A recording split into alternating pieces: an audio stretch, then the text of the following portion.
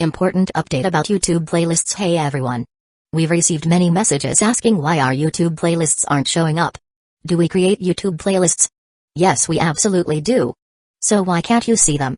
Honestly, we're not sure. We've been in contact with YouTube support for several months now, but we still haven't received a clear answer or solution. After much discussion, our team has decided to take matters into our own hands. We believe the issue might be related to the number of playlists we've created on a single channel, possibly too many. Our solution? We're launching 2 additional YouTube channels, giving us a total of 3. This way, we can organize our audiobooks better and avoid the playlist visibility issue in the future. This change only affects our YouTube audience. If you're a patron supporter, you can still access all our audiobooks by visiting the collection menu on Patreon. Thanks so much for your time and continued support. Happy listening. Chapter 1. Transmigrated, but got a lousy system. Woshu opened his eyes, staring blankly at the rows of bookshelves packed with books in front of him. Under the dazzling lights, with the city nightscape shining beyond the floor-to-ceiling windows, he found himself too stunned to think. Just then, an emotionless electronic voice echoed out, "Primary consciousness has awakened." Commencing transfer of basic knowledge. The next moment, it felt like Woshu's head exploded. Woshu, born in Huajing, registered in Fujian province, had transferred at age 15 to the private Toyosaki Academy in Japan due to his parents' work. At 16, his parents died in a plane crash. He started working part-time at a bookstore, earning 850 yen an hour. One scene after another flooded his mind, forcing him to press a hand to his temple. What the hell is going on? Woshu was dazed. Just a second ago, he'd been lying in bed scrolling through short videos on his phone, and now? How did his bed turn into a bookstore? And not only that, he was younger now, back in high school, and in a body that was the same name and appearance as his own. The change was too sudden, and Woshu simply couldn't keep up.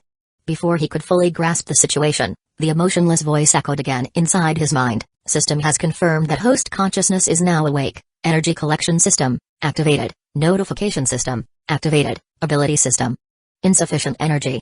Rebooting ability system. Reboot failed. Scanning for cause. Cause identified. Insufficient energy. Host is advised to replenish energy immediately. Warning. Host is advised to replenish energy immediately. As the warning sounded, an excruciating sensation followed. Like his strength was being sucked out of him. It felt like drowning, his breathing growing shallow, his face flushed, the pain almost unbearable. Hey, system. What the hell is going on? Woshu gasped. Response. Host possesses spiritual power far beyond normal due to dual life experience, and it is currently overloading your brain's neural pathways, damn it. Woshu swore under his breath. So now it was his fault for having strong spiritual energy after transmigrating? Then how do I fix it?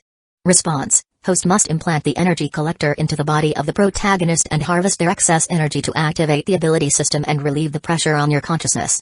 Note, implantation requires the protagonist's consent. Consent? Seriously? Ugh, fine. Then where is this so-called protagonist? Woshu, now visibly struggling to breathe, demanded quickly. Ding, would you like to activate the scanning system to survey your surroundings? Wait. Don't tell me the scan needs energy too? Woshu was just about to agree, then suddenly remembered the energy crisis. His face turned green. The problem was a loop. He didn't have enough energy to activate the ability system, needed to find the protagonist to get energy, but even the scan to find them needed energy. Large area scan requires 100 energy points. Small area scan is free. How small is small? Woshu asked hastily. Range, 50-meter radius from host's position, 50 meters? Fine. Activate it. Notify me the moment you find that protagonist. Even as he spoke, Woshu stripped off his bookstore uniform and cap, tossing them aside. Shu-kun? What are you doing? The female store manager called out in confusion. No time to explain. Urgent matter. Cover my shift.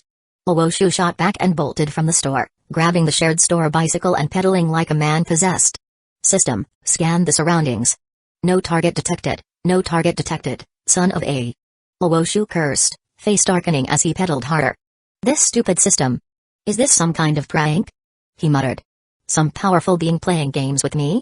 Maybe I'm in a dream, still lying in bed scrolling my phone while this fake system pretends to be some wise old man and throws out impossible missions just to laugh at me like some clown on a stage? But despite his doubts, a strange intuition deep inside told him none of that was true. No mysterious mastermind was toying with him.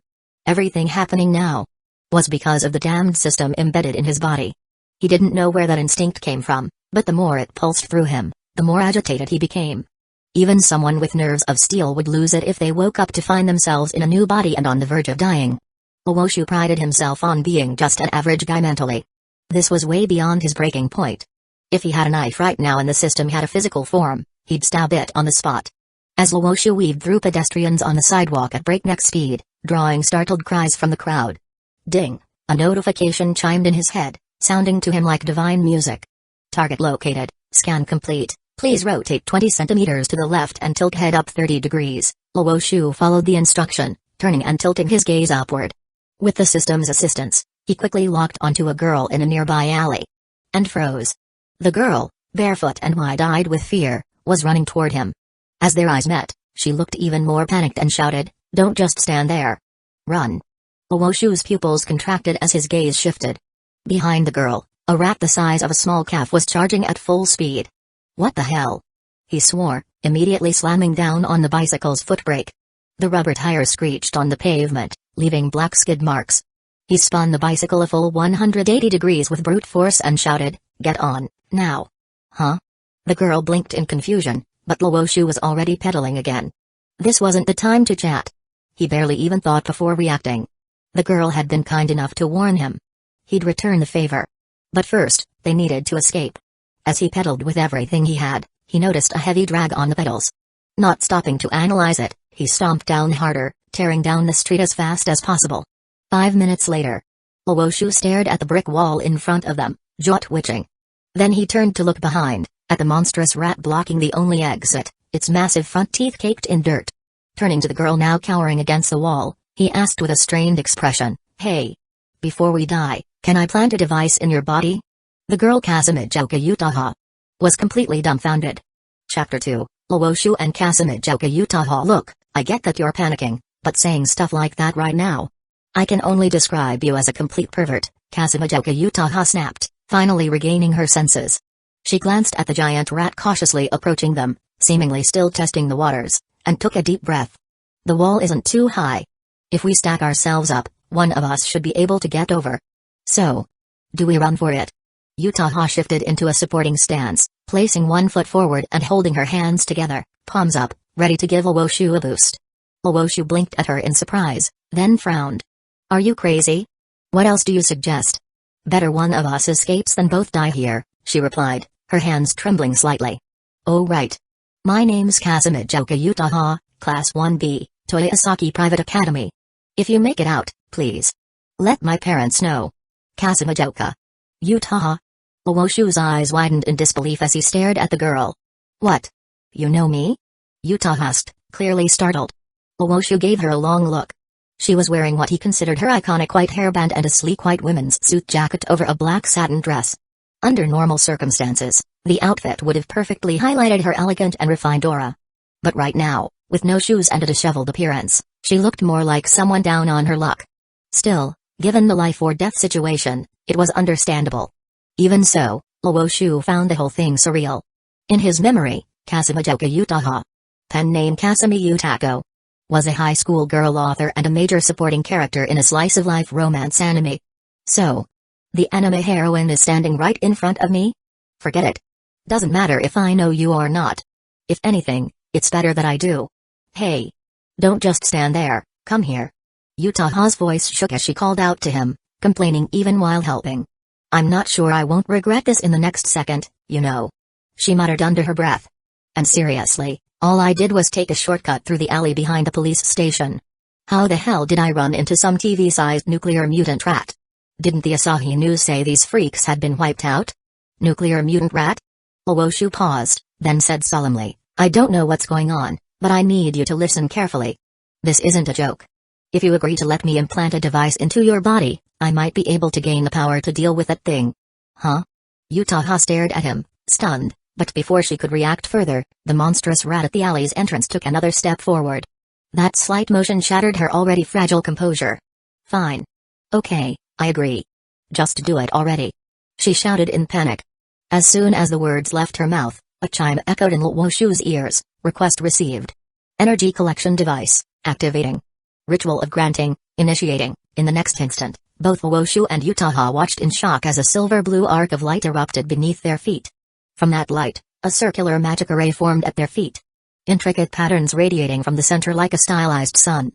Utaha's eyes widened in disbelief. She stared at Woshu, stunned. At the same moment, system prompts flooded Woshu's mind. Ability system, activated. Life classification system Kabbalah, activated. Emergency defense protocol, engaged, activating host abilities, ding. Acquired ordinary ability, intuition, ding. Acquired ordinary ability, combat potential, ding. Spiritual power conversion complete. Acquired excellent ability, wind element manipulation. As the notifications ended, the rat, roughly the size of a calf, rushed at Woshu with an ear-splitting screech, seemingly losing patience. At that exact moment, Woshu's eyes changed. Suddenly, it was as if he could see shimmering threads extending from the rat. Lines of fate, or perhaps life. And at the end of those threads, he felt a chilling connection to his own neck. Instinctively, Woshu focused on one of the threads and swung his hand. Whoosh! A razor-sharp wind howled through the alley. A translucent wind blade formed from thin air and sliced toward the creature with terrifying speed. The sudden attack startled not only Woshu and Utaha, but even the rat itself. It instinctively leapt aside. Right into the blade's path. Schlick. A spray of black-red blood painted the alley walls. Before their stunned eyes, the giant rat was cleaved clean in two, its body slumping lifelessly to the ground in halves. Then, without warning, black-red flames burst from the corpse, consuming it entirely until only charred blood stains remained. As the ashes faded, a new prompt rang in Woshu's mind, energy collection complete. Host crisis resolved. What? Woshu blinked, stunned. But before he could process the message, Utaha grabbed his hand. Don't just stand there like an idiot. You want the police to find us here? Without waiting for him to respond, Utaha pulled up the bike that had fallen earlier and hopped onto the back seat, motioning for him to hurry. Come on. I'll direct you. She shouted. Still unsure of what just happened, Woshu clenched his teeth, jumped on the bike, and pedaled off as fast as he could, following Utaha's directions. As they rode away, more prompts buzzed in his mind. Rat-type anomaly eliminated. Emergency protocol deactivating. Reincarnation system shutting down. Ding. System shutdown complete, congratulations. Host has acquired first follower. Energy acquired, 6,188 units, congratulations. Follower Kasimijoka Utaha has awakened ordinary ability, mind reading, congratulations.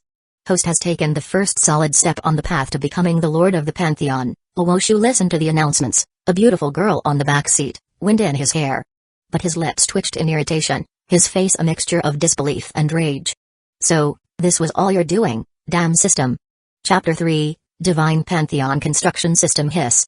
On the white fabric sofa, the long-haired high school girl let out a sharp breath, her toes curling unnaturally from the pain as she lifted her right foot. Now bare after taking off her black stockings. In front of her, Woshu was crouched on the floor, gently applying antiseptic with a cotton swab to the injured sole of Kasimijoka Utaha's foot. As he dabbed the wound with a medicinal liquid, he muttered, inviting a man you've known for less than 30 minutes into your home. Shouldn't there be some line of common sense? I would normally agree, Utaha winced as she tried to keep her sore feet still. But that's assuming you're human. Woshu paused, staring at her with an odd look. Should I take that as an insult? Don't be so sensitive about adjectives, Mr. God. Utaha looked at him with a mixture of amusement and resignation, as if to say, still playing dumb? Really? My auxiliary divine servant already explained everything I'm allowed to know, she added, emphasizing the words allowed to know in a way that clearly hinted she'd gotten the short end of the divine info stick. Divine servant? Woshu blinked, visibly confused. Wait, what? System. He called out silently. Your humble divine servant is always awaiting your glorious descent. Wait a minute. Since when did you become my servant? Woshu was completely thrown off.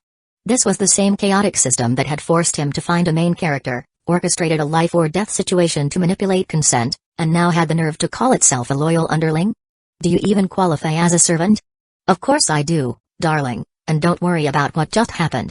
Even if you had somehow died in that 0.01% unlikely scenario, your loyal divine servant had a reincarnation system prepped and ready, guaranteeing your return in 18 years. Also, your first follower, Kasimijoka Utaha, isn't mistaken, because my full designation is the Divine Pantheon Reconstruction System, and my ultimate goal is to build your mythological cosmos with you at its center. Her description is fully consistent with my divine mission.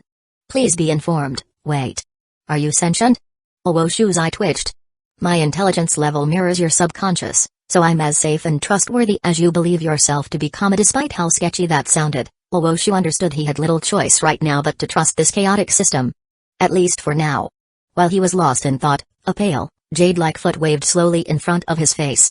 Owoshu reflexively grabbed it and, without thinking, applied the antiseptic in a firm stroke, tracing a thin red line along her tender sole.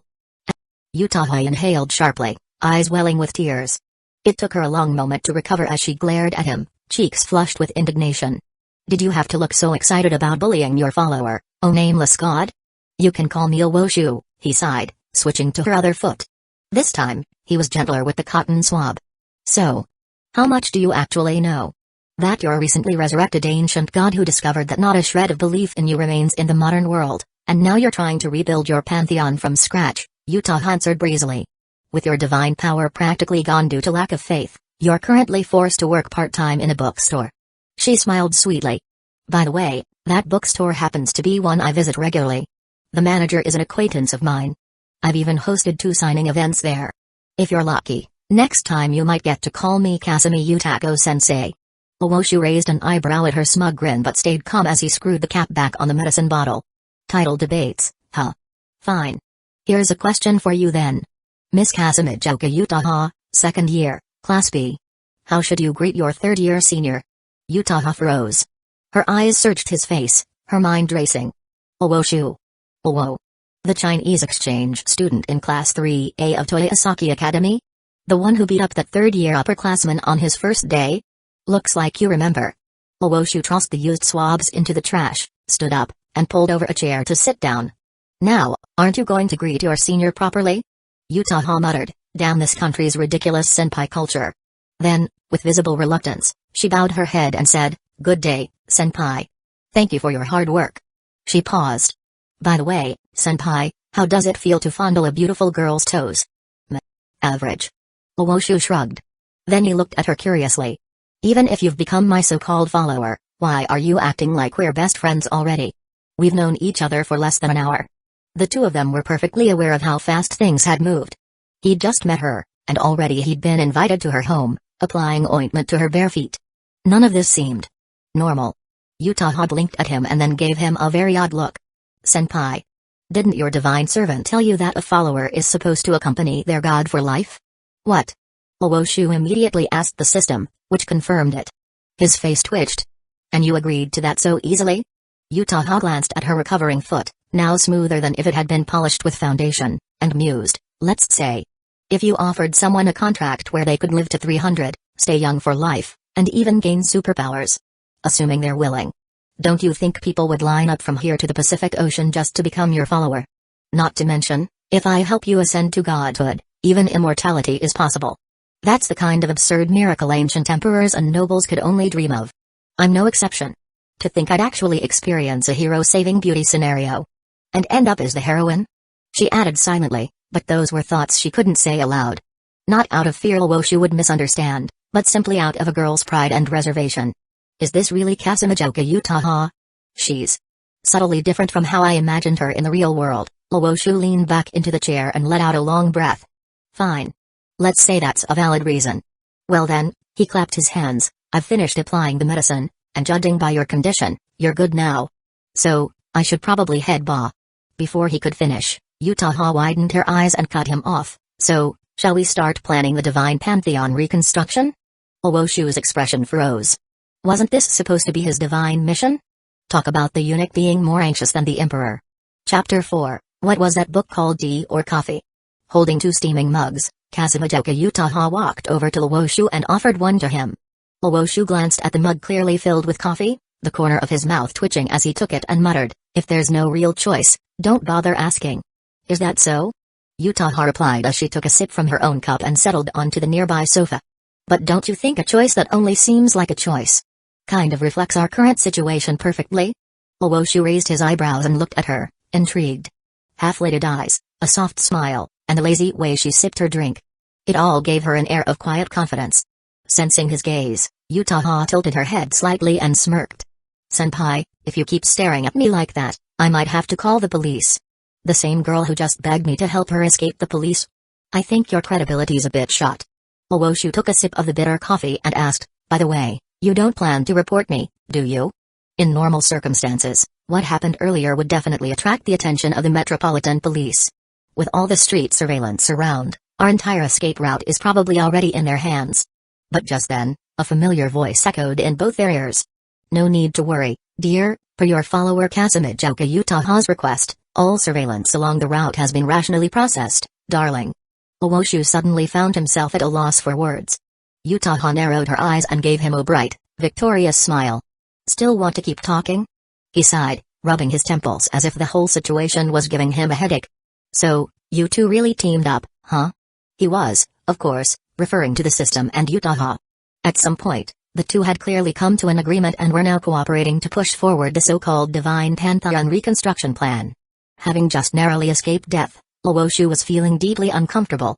He didn't like being nudged forward by others, manipulated into playing a part in someone else's script. Shaking off his earlier reluctance to participate, he looked directly at Utaha and asked, so then, you and my so-called divine servant. What exactly do you plan to do? It should have told you its mission and objective, right? Utaha replied smoothly. That being the case, you also know that I'm just a normal person who happens to have a few special abilities. In that situation, how do you plan to work? What exactly do you want to achieve? And equally important, after we achieve it, what kind of reward are you expecting? Utaha was a bit surprised at how quickly he cut to the heart of things. Just earlier he was hesitating, and now he's already this proactive? Gods really do adapt fast. She mused internally, her gaze toward Owoshu softening ever so slightly. Taking another sip of her coffee, she said, according to the intel your divine servant gave me, the energy it needs is something akin to influence, isn't it? From what I understand, besides a few rare individuals born with it, most of this energy comes from people who already hold considerable sway in society. That's correct, right? Roughly, Owoshu admitted after thinking over the system's explanation. She wasn't far off.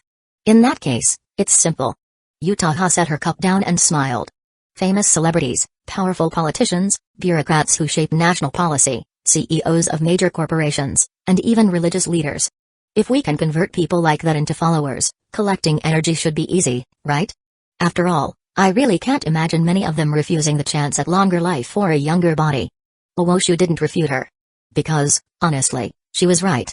If a real-life elixir that cured disease and extended life ever existed, the ones who'd get it first would be the so-called elites. That's how the world works.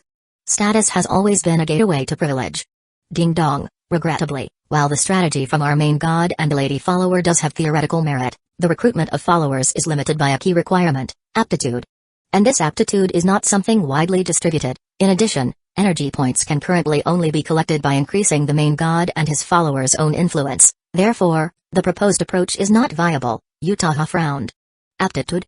And what exactly does that mean? The system replied vaguely, a preference of fate. That made Utaha pause for a moment before she chuckled self-deprecatingly. Really? I never thought someone like me would be considered fate's favorite. She pushed aside the emotion and asked, so is there a way to identify these people with aptitude? The eye of truth possessed by the main god can discern them from the crowd. Owoshu rolled his eyes internally. This system. Isn't it just talking about main characters? Don't tell me this world is filled with protagonists I already know? While he was mulling that over, Utaha glanced over and said, so that means our options are pretty limited, huh? Owoshu turned to her and said, limited? I don't think so. If anything, the idea of becoming a god without any restrictions would have been the real red flag. He paused, then added, and even if we can't recruit those big shots as followers, doesn't mean we can't influence them. What do you mean? Utaha asked, curious. A playful smirk tugged at the corner of Owoshu's lips. I once read a book. I've forgotten most of the content. But one particular line stayed with me. Utaha blinked, her expression becoming slightly uneasy. What line? Moonlight streamed through the window, casting shadows across Owoshu's face as he calmly said, the greatest lie in the world is religion. And us? We just so happen to have the power to make that lie come true. Don't we? Utaha fell silent for a while, then murmured, that book you read. It wouldn't happen to be titled Criminal Law, would it? Chapter 5, we can't call it the Service Club? I suddenly feel like maybe we should slow down a little. As expected, Kasumijoka Utaha chickened out the moment she heard Owoshu's proposal. No surprise there. After all, she was a girl raised under normal social values. The moment things touched on anything even remotely illegal, resistance was bound to kick in. Luoshu had counted on exactly that when he made the suggestion. The kind of thrill and excitement Utaha showed when she was first introduced to the supernatural had been a bit too enthusiastic for his liking, and he immediately knew he had to pour some cold water on her curiosity. If she had started running with his suggestion earlier and tried to expand on it herself, he wouldn't have hesitated to accidentally let her witness one of those tragedies where people ruined by religion fell into madness. If someone had the makings of a monster capable of calmly becoming the aggressor, that kind of person didn't belong in a school. They belonged behind bars. And as far as Luoshu could tell, Kasumijoka Utaha clearly wasn't that kind of qualified person. In short, he had plenty of ways to make her back down. So, when he saw her withdrawing and losing the boldness she showed just moments ago, Luoshu quickly changed his tone and said casually, "Honestly, I don't like that approach either. After all, I'm a down-and-out god who doesn't even have faith anymore." Hearing the self-mocking tone in his voice, Utaha couldn't help but laugh. But then immediately caught herself, feeling a bit guilty. "Sorry. I wasn't trying to make fun of you." Luoshu smirked. "Careful, or my next line's gonna be, so you were doing it on purpose, huh?" Utaha choked back another laugh, covering her mouth as her shoulders trembled. She took a moment to collect herself, then asked seriously, "So? What's your actual plan?" And with that, the initiative landed neatly in Luoshu's hands. He paused for a moment, thinking it over, then said, "Your original suggestion actually wasn't without merit." "My original?" Utaha blinked in confusion, then remembered the idea she'd floated earlier about recruiting important public figures as followers. "But didn't we just establish that most of them don't even have the required aptitude?" "True," Luoshu said, wagging his finger, "but even if only a small number of them qualify, that's more than enough. And even if none of them did, we could always influence them indirectly. Through the people around them. Think about it. Political factions, hometown connections, school cliques, hobby circles. Aren't they all built exactly like that? Bit by bit, layer by layer." That made something click in Utaha's mind. She thought back to the ability she had just awakened. Mind reading. If she used it to approach the people surrounding those powerful individuals, influencing them from within their circles. And considering her age, she had the best access to their sons and daughters. The second-generation elites. And wasn't Toyosaki Academy crawling with that exact crowd? Wait. Are you basing this whole strategy around the ability I got? Before she could even finish, Luoshu interrupted with a perfectly timed diversion. "So, tell me, which identity do you think is more suitable? A famous female author, or a respected psychologist?" "He's already figured out how to position me?" Utaha muttered silently, then said aloud, "I think. The first one. A famous female author. I quite like that." But the moment the words left her mouth, she panicked. Only now did she realize. She hadn't told Luoshu that she was just a low-tier light novel author with miserable sales. Yet earlier, she had acted all confident. Talking about book signings and having him address her as sensei. If she admitted now that she wrote niche light novels, and the kind that couldn't even sell 20,000 copies per volume, wouldn't that just be utterly humiliating? But if she didn't confess and Luoshu's plan was carried out, wouldn't the truth eventually come out anyway? The embarrassment would be 10 times worse. She was caught in a painful dilemma. A famous female author, huh? Luoshu gave her a peculiar look. Noticing how her gaze was darting away, he knew exactly what was going on in her head. "Well, it's not a bad option," he said. "Becoming a licensed psychologist would require credentials we can't get quickly. But as it happens, you already write books, and you've even held signings. That makes things much easier." Utaha's heart began thudding wildly. Every single one of Luoshu's calm statements hit her like a hammer. "I'm going to die from shame. There's no way I can keep up this lie any longer. Forget trying to deceive a god. Just accepting compliments like that is unbearable." Just as she was about to confess, Luoshu suddenly added, "Though considering you're still quite young, we can push all that stuff to later. Once your name is a bit bigger, we'll make a move. After all, a book like Love Metronome doesn't exactly scream serious literature, does it?" Utaha froze in place. She stared at him blankly, her pupils losing focus. It took her several long moments to snap out of it. Gritting her teeth, she asked, "You knew about my pen name and my books from the start? What, you thought I didn't?" Luoshu said, giving her a look like she'd asked the dumbest question in the world. "Did you forget where I work?" "Where did he work again?" "Oh, right. The bookstore. The same bookstore I always go to." Crap. Kasumijoka Utaha suddenly wanted to slam her foot into the floor and dig a tunnel straight to the Pacific Ocean. So he'd known everything from the very beginning? Absolutely mortifying. Luoshu, meanwhile, carried on as if her burning ears and lowered head didn't exist. A journey of 1,000 miles begins with a single step. For now, we need a discreet, safe environment.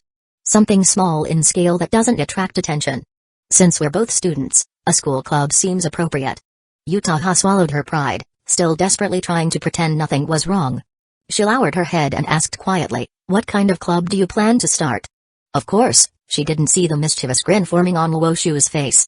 "A club that secretly researches mysticism," he replied.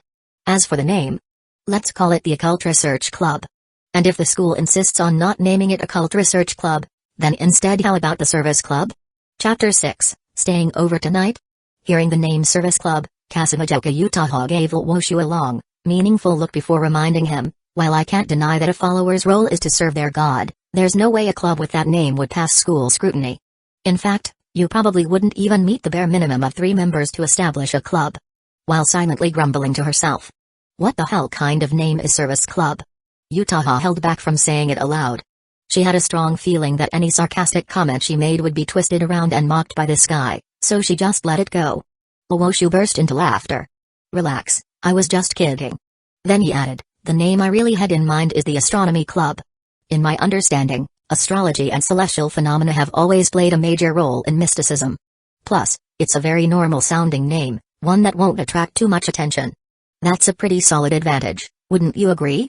Utaha didn't object to his reasoning, though she did add, "I seem to recall there's already an astronomy enthusiasts club on campus." "That's not a problem," Luoshu replied, stretching his neck with a crack. "There's nothing in the school rules that says you can't have duplicate departments." That may be true, Utaha thought, but most schools wouldn't actually approve a second club with the same theme. She was about to say so, but then remembered that, as the top student in her class, she did carry a bit of influence with the teachers. So, in the end, she just nodded. "And what about a third member?" she asked. "I hate to admit this, but I don't exactly have any close friends in school." Hearing that, Luoshu gave her a curious look. "Why would you assume that I, a transfer student from China who got into a fight on his first day in this bullying-prone island nation, would have any so-called friends?" Utaha blinked, surprised by how naturally he said that. Then, for some reason, her expression softened with unexpected empathy. "So, you too, huh?"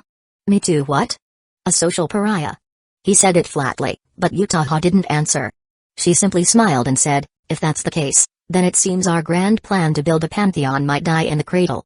Unable to even form a proper club. Then, pausing deliberately, she flashed him a teasing smile.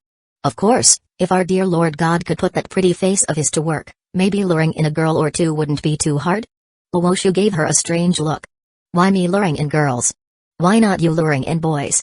"Because I'm too good looking," Utaha said matter-of-factly, arms crossed and one barefoot tapping confidently. "If I sent out that kind of signal to a guy, there's a real chance he'd get the wrong idea and do something stupid. Girls, though? You know how many of them adore me at school. So, is that explanation good enough for you, Lord God?" Luoshu sighed. "You know, I've never heard any rumors at school saying, Kasumijoka Utaha is incredibly full of herself." Deciding to drop the banter, he drained the rest of his coffee and set the cup down. After thinking for a moment, he said, "As for a third member, I do have someone in mind." "Who?" Utaha asked, intrigued. "Spencer Sawamura Ariri. First year. The art club's flower?" Utaha immediately knew who he was referring to. Even she had heard of the girl who caused a stir among the boys the moment she entered Toyosaki Academy, and whom gossipers were quick to label as her equal. The other untouchable beauty on campus. "I heard her father works at the British Embassy in Japan." "So that's it, huh? You want to use her as one of our early targets for contact?" But then something in Luoshu's expression made her pause. A thought struck her. "Wait. Does that mean Spencer Ariri also has the aptitude?" "Most likely," Luoshu replied flatly, not offering any more detail. "Of course, he couldn't very well tell Utaha, I saw your novel with Ariri. You're both obviously the heroines of this story." That kind of thing would get him beaten to death. With a steel bat. "So, when you say most likely," Utaha muttered, "you mean 100%. Well, it made sense. Luoshu was a god, after all. Even a fallen one should still have pretty accurate instincts. In that case, it's decided. After school tomorrow, do you want me to be the one who approaches her, or will you?" Seeing her so proactive, Luoshu gave it some thought and replied, "You go. Girl to girl is easier. I'll handle the persuasion afterward." "Got it?" Utaha nodded in understanding. After all, Luoshu did have a bit of a reputation as a violent delinquent. If he tried inviting a first-year girl with a pristine image, the chances of being suspected and rejected were quite high. Thinking about everything she'd have to handle tomorrow. Attending class, approaching Aerie, sorting out the club. Utaha let out a soft sigh. Looks like we've got a lot on our plates. Yep, Luoshu echoed, his tone heavier. Funding for the club, intel networks, equipment sources, training grounds for hand-to-hand combat and firearms. And of course, investigating the monster that's been chasing you. All things we'll need to look into. Utaha's expression froze as she listened. Luoshu noticed the way she was staring at him and rubbed his chin. What? Why are you looking at me like that? Her lips twitched. I just realized. If you weren't actually a god, the first time I ever saw you might have been on one of NHK's anti-mafia exposes. You might as well just call me a Yakuza boss outright, Luoshu grumbled internally. Then he took out his phone and said, alright, enough nonsense. Let's add each other online. We'll need to stay in touch at school. He clicked his tongue. Too bad you don't use WeChat. That would have made things easier. I can learn, Utaha offered immediately. No need, Luoshu waved her off. We'll probably be setting up an internal network soon anyway. Might as well get used to whatever system we're going to use long term. They exchanged line IDs. Luoshu stood up and stretched. Alright, everything's settled. I'll head out now. But just as he turned to go, he felt a tug on his sleeve. Startled, he looked back. Something else? Utaha hesitated, then asked in a small voice, could you maybe stay the night? Chapter 7, Not an Isolated Incident. A moment of silence passed as Luoshu stared deeply at Kazumijouka Utaha before replying, even if I'm only a half-baked god right now, something like a first time is still off limits. I won't take it. Utaha's expression twitched slightly, and she let out a helpless sigh. So should I be thanking you, my dear Lord God? No need for thanks. Just give me a reason to stay. Luoshu said as he sat back down on the couch, his actions speaking louder than his words. Seriously now, if a beautiful girl whose looks were entirely his type invited him to stay the night at her house and he refused, he'd have to go to the hospital the next day to check whether anything was wrong with his lower half. Even though Utaha knew deep down that she probably shouldn't let him stay, she couldn't help how rattled she felt right now. You mentioned it earlier. About investigating the monster that's been chasing us, right? She paused, then asked cautiously, so? That thing isn't some rare, one-off case? When she brought up the monstrous rat-like creature, Luoshu immediately caught on and nodded, then explained, you're the one who reminded me of that, actually. I reminded you? Utaha blinked in confusion, frowning as she tried to recall their earlier conversations. That time when we were trapped in the alley, Luoshu prompted bluntly, you mentioned how the monster looked like one of those radiation-mutated animals featured on TV programs. Remember? Oh. Right, the morning Asahi News. Utaha suddenly recalled something, quickly pulled out her phone, and searched the news archives. Soon, she brought up a broadcast from TV Asahi's morning report and placed her phone on the table between them. Displayed on the small screen was a headline, all radiation-mutated creatures from the outlying islands around Tokyo have been captured, says police. Luoshu looked up and met her gaze. Utaha's expression turned uneasy. So, there were a lot of those creatures. And they haven't all been captured, have they? Isn't it obvious? Luoshu replied with a smirk, as if he were explaining common sense. Rule number 1 of politics, any official denial in an emergency should always be interpreted from the opposite angle. So, what they really meant was, they haven't captured all the mutated creatures. But we want the public to think we did. Utaha summarized sharply, and then, without thinking, grabbed Luoshu's hand. He glanced down at her hand holding his and gave it a gentle tug. Not really trying to break free. Sure enough, she held on tightly. With a sigh, Luoshu looked up and said, I'm not sleeping on a couch. There are 2 rooms in my house. But no, if one of those monsters shows up again, and you're in the next room, I'm not sure you make it in time. The memory of being chased for blocks by that rat beast still haunted her. Utaha gritted her teeth and said, you take the bed. I'll sleep on the floor. Deal. Luoshu gently patted her hand and then finally let go. By the way, he added, I'm kind of picky when it comes to accommodations. I'll need a midnight snack, a hot shower, toiletries, breakfast, and a bento for lunch tomorrow. Hearing this list of demands, Utaha felt like she'd invited a living god into her home. Which, technically, she had. Fine, I'll take care of all of that, she muttered. Excellent, Luoshu replied with a radiant smile, like someone who hadn't made any unreasonable requests at all. He glanced at the wall clock, which now pointed to 10 p.m., and turned back to Utaha. Looks like it's time. You should get started on preparing the bedding. Seriously? Utaha looked at the clock too and frowned. It's only 10 p.m. Owoshu's expression grew stern. Going to bed around 10 is essential for a healthy routine. Fine, I get it, Utaha sighed again and stood up. As she walked to the closet to grab extra bedding, she asked curiously, by the way, that energy your follower mentioned. What exactly does it do? How would I know? I haven't even used it myself. Owoshu complained inwardly but answered seriously, that's something I don't want to explain twice to different people. I'll go over it tomorrow. So stingy. Utaha pouted, shot him a side eye, and twisted her waist as she disappeared into the bedroom. Owoshu watched her back as she pulled out the futon, then turned toward the window and gazed up at the night sky. I've got a bad feeling. Like a storm's coming. Narama Ward, in an alley behind a local police station. A team of officers in Japanese police uniforms cordoned off the area, carefully inspecting every trace and clue on the ground. Then, a woman in a purple business suit with golden blonde hair, neatly pinned up, stepped into the scene in high heels. As soon as she appeared, the officers straightened up and saluted. Chief Takabana. Chief, they echoed. You've all worked hard, Takabana Garika responded with a stiff nod. She walked to the center of the alley, examining the blood splattered on both sides of the walls. Frowning, she turned to a staffer dragging a laptop in a portable case and asked, any footage of who was present here at the time? Apologies, Chief, the technician said nervously.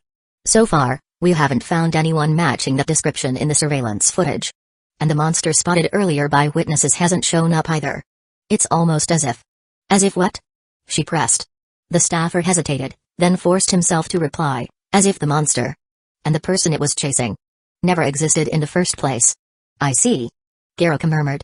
She pulled out a pack of ladies' cigarettes and a lighter from her pocket. With practiced ease, she flicked one out with her lips and lit it. After taking a drag, she exhaled slowly and muttered, looks like the abyss is getting restless again. With a calm but firm tone, she issued her command, seal this case. Send the file to the Special Records Department. Label it as a Class B anomaly. Yes, Chief. The officer snapped to attention and went back to typing furiously on his laptop. Meanwhile, Garika kept her frown as she stared at the divided splashes of blood on the walls. She quietly visualized what kind of power would be capable of causing such damage. After a long pause, she murmured, a wind element sorcerer, maybe? No one on the scene had an answer. Chapter 8, Utaha's Move Monday morning. At the subway station entrance. Owoshu followed behind Kasamijoka Utaha, carrying a plastic bag filled with items she had just bought. 2 train tickets and a 220 yen rice ball from the convenience store. The bag also held a 1,080 yen pork cutlet bento, 2 170 yen bottles of fresh milk, and a 220 yen tuna salad. The salad and 1 bottle of milk were, in fact, Utaha's lunch. For someone actually looking forward to breakfast and lunch bentos. I must be too optimistic, Owoshu commented dryly. Utaha, walking ahead of him, glanced over her shoulder with a faint smile. Please don't harbor unrealistic expectations about the culinary skills of modern Japanese women. But doesn't your school have home economics classes? Owoshu muttered a weak protest. Utaha turned her back to him, the bag dangling from her shoulder swinging slightly. Skipping class is a top student's privilege, senpai. Owoshu was left speechless, deeply questioning the state of Japan's education system as he followed her on to the subway. Their destination was Toyosaki Academy, a well-known private high school in Chiyoda Ward. The commute took about 30 minutes by train, plus 15 minutes on foot. Thanks to Japan's early 8:30 a.m. start time, their 7 o'clock a.m. departure left them with ample time. That said, as Owoshu stared at the near-capacity crowd behind the train's glass doors before boarding, he couldn't help but marvel at how bustling Tokyo was. Without a word, he stepped forward, overtaking Utaha and moving ahead of her. Utaha looked briefly confused at being cut in line. Until Owoshu squeezed into the train and secured a single spot by the window. Then she understood. Protecting a girl you've known for less than 24 hours. Senpai, there's definitely something wrong with you, she said, her eyes amused as she leaned against the wall inside the train. Owoshu let out a tired sigh. Of course, she was retaliating for his remark last night about her being too quick to trust others. If you just wanted to get felt up by some creeps, you could have said so. Smirking, Utaha teased, compared to the men who are desperately clutching the handrails with both hands, I think you're actually more dangerous. Owoshu glanced around, confused by her comment. Sure enough, every man in the car had both hands raised, grasping the overhead bars. Some middle-aged, balding men were even biting down on their briefcases to free up their hands, carefully keeping their distance from any nearby women. Wait. What? Owoshu stared, dumbfounded. Wasn't Japan supposed to have a whole train molester problem? This didn't match the stereotype at all. Utaha's voice drifted softly to his ear. If a girl yells molester in a train, the police automatically assume the man's guilty, you know. As she spoke, her fingertips suddenly brushed lightly across Owoshu's wrist. The unexpected contact left Owoshu frozen, his expression slowly going blank. But before he could fully react, Utaha changed the subject. Want my phone? He blinked in confusion as she handed him her smartphone. If you update your nickname in line to something more intimate, she said sweetly, even if the police take you away, you might still be able to explain your way out. Huh? Owoshu stared at the screen, seeing the contact name at the top labeled plainly as Owoshu. Baffled, he glanced up at her. Ms. Utaha. Did you hit your head getting out of bed this morning? No, she replied calmly, I just wanted you to look to your right. Owoshu turned his head. And sure enough, spotted a girl in a Toyosaki uniform in the next train car holding up her phone, its camera pointed squarely at them. As Owoshu looked, the white light of the flash activated. Right. In Japan, phone cameras were legally required to make noise or show a flash when taking photos. His brows furrowed as he realized the implications. Utaha spoke evenly, that girl's probably thinking, great, something to talk about with my friends today. You used your newly awakened mind-reading ability? Owoshu asked, raising an eyebrow. Yes, she said, massaging her temple, her tone slightly weary. I just tested out mind-reading a bit. For now, I can maintain it for about 3 minutes, but it passively picks up nearby thoughts. To target someone specific, I need a visual lock. She paused, giving him a sideways glance. By the way, it doesn't work on you. So, you don't need to worry. Owoshu let out a breath of relief, then chuckled wryly. But still, are we just going to let that girl take secret photos like that? It's just gossip, Utaha said with her eyes closed, leaning back to ease the strain of using her power. Worst case scenario, rumors about us being together will spread at school. Then, she added nonchalantly, of course, if you don't mind the attention, I don't mind pretending to be your girlfriend. It's only been 1 day. Owoshu mumbled but took her phone anyway. He added a heart emoji to his contact name in her line app and handed it back. So, how exactly are you planning to get Ariri Spencer Sawamura to come out and meet us? I've got something prepared, Utaha replied with a sly smile. For someone like Sawamura, who's always cutting it close for class, this should be more than enough. She reached into her bag and pulled out a white envelope. Seeing it, Owoshu's expression turned a bit strange. Toyosaki Academy, first floor of the classroom building. Ariri Spencer Sawamura, having pedaled her bike at full speed, finally skidded to a stop and rushed inside. With toast in her mouth and her bag in hand, she bolted through the hallways toward the shoe lockers for indoor shoes. Clack. She yanked open the locker door, grabbed her shoes. And paused. A white envelope fell out along with them. Staring at it, Ariri sighed in exasperation. Another love letter. Chapter 9, Ariri, you don't want to be exposed, right? So, writing a love letter was your method of luring Ariri Spencer Sawamura out here? On the rooftop of Toyosaki Academy, Owoshu sat on a bench, munching on the pork cutlet bento that Kasumijoka Utaha had bought for him. Beside him, Utaha stirred her tuna salad with a fork, a satisfied smirk on her face that clearly said, prank successful. You only said getting her here was my job. You didn't specify how I should do it, she said sweetly. I guess I didn't. Owoshu sighed, admitting he had been too careless and allowed her to exploit a loophole. So then, whose name did you use for the love letter? Don't tell me it was mine. Of course not, Utaha replied as if that were the most obvious thing in the world, her voice laced with teasing sarcasm. If I'd written your name on it, Sawamura would probably have never shown up. Owoshu let out a hopeless chuckle. All I did was beat up those guys who tried to bully me back in first year. Has the rumor really lasted 3 whole years? Please try to understand the rotten senpai kohai hierarchy of Japan, noble exchange student, Utaha said, eating another bite of salad before continuing with a right tone. To students raised in Japan, your act of defying upperclassmen was about as shocking as someone walking into a kindergarten with a gun. Owoshu could only respond with a blank expression. But before he could say more, his awakened senses suddenly picked up the sound of approaching footsteps. Someone's coming up the stairs, he murmured. Utaha paused, then smiled faintly. Looks like our future club member has arrived. At the same time, on the staircase leading to the rooftop, Ariri Spencer Sawamura held the letter in her hand, her expression a mixture of annoyance and pride. Another confession letter. Seriously. Whether it's middle school or high school, there are way too many boring guys like this. Though she secretly drew explicit genchi under a pen name, on the surface, Yuri Spencer Sawamura was the textbook Ajao-sama. A flawless, elegant honor student. Her father was with the British Foreign Office, from the noble Spencer family with minor fame in England, while her mother came from the prestigious Japanese Sawamura household. A blonde-haired beauty of British-Japanese descent with refined features and an impeccable public image, she fit the role of untouchable school idol perfectly. Despite her mediocre English skills, she excelled in all other subjects and possessed a wide range of talents. Especially in art. Naturally, someone like her was constantly surrounded by female friends eager to be close to her and male classmates who mistook their lust for love at first sight. Over time, she had perfected the art of rejecting people with tact and elegance. So, what should I go with this time? You're a really nice person, but I don't think we're compatible? Or maybe, I'm not looking to date until after I get into college? She muttered to herself, lazily twirling the envelope in her hand as she reached the corner near the rooftop entrance. But why the rooftop? She mused. Isn't that territory claimed by the upperclassmen?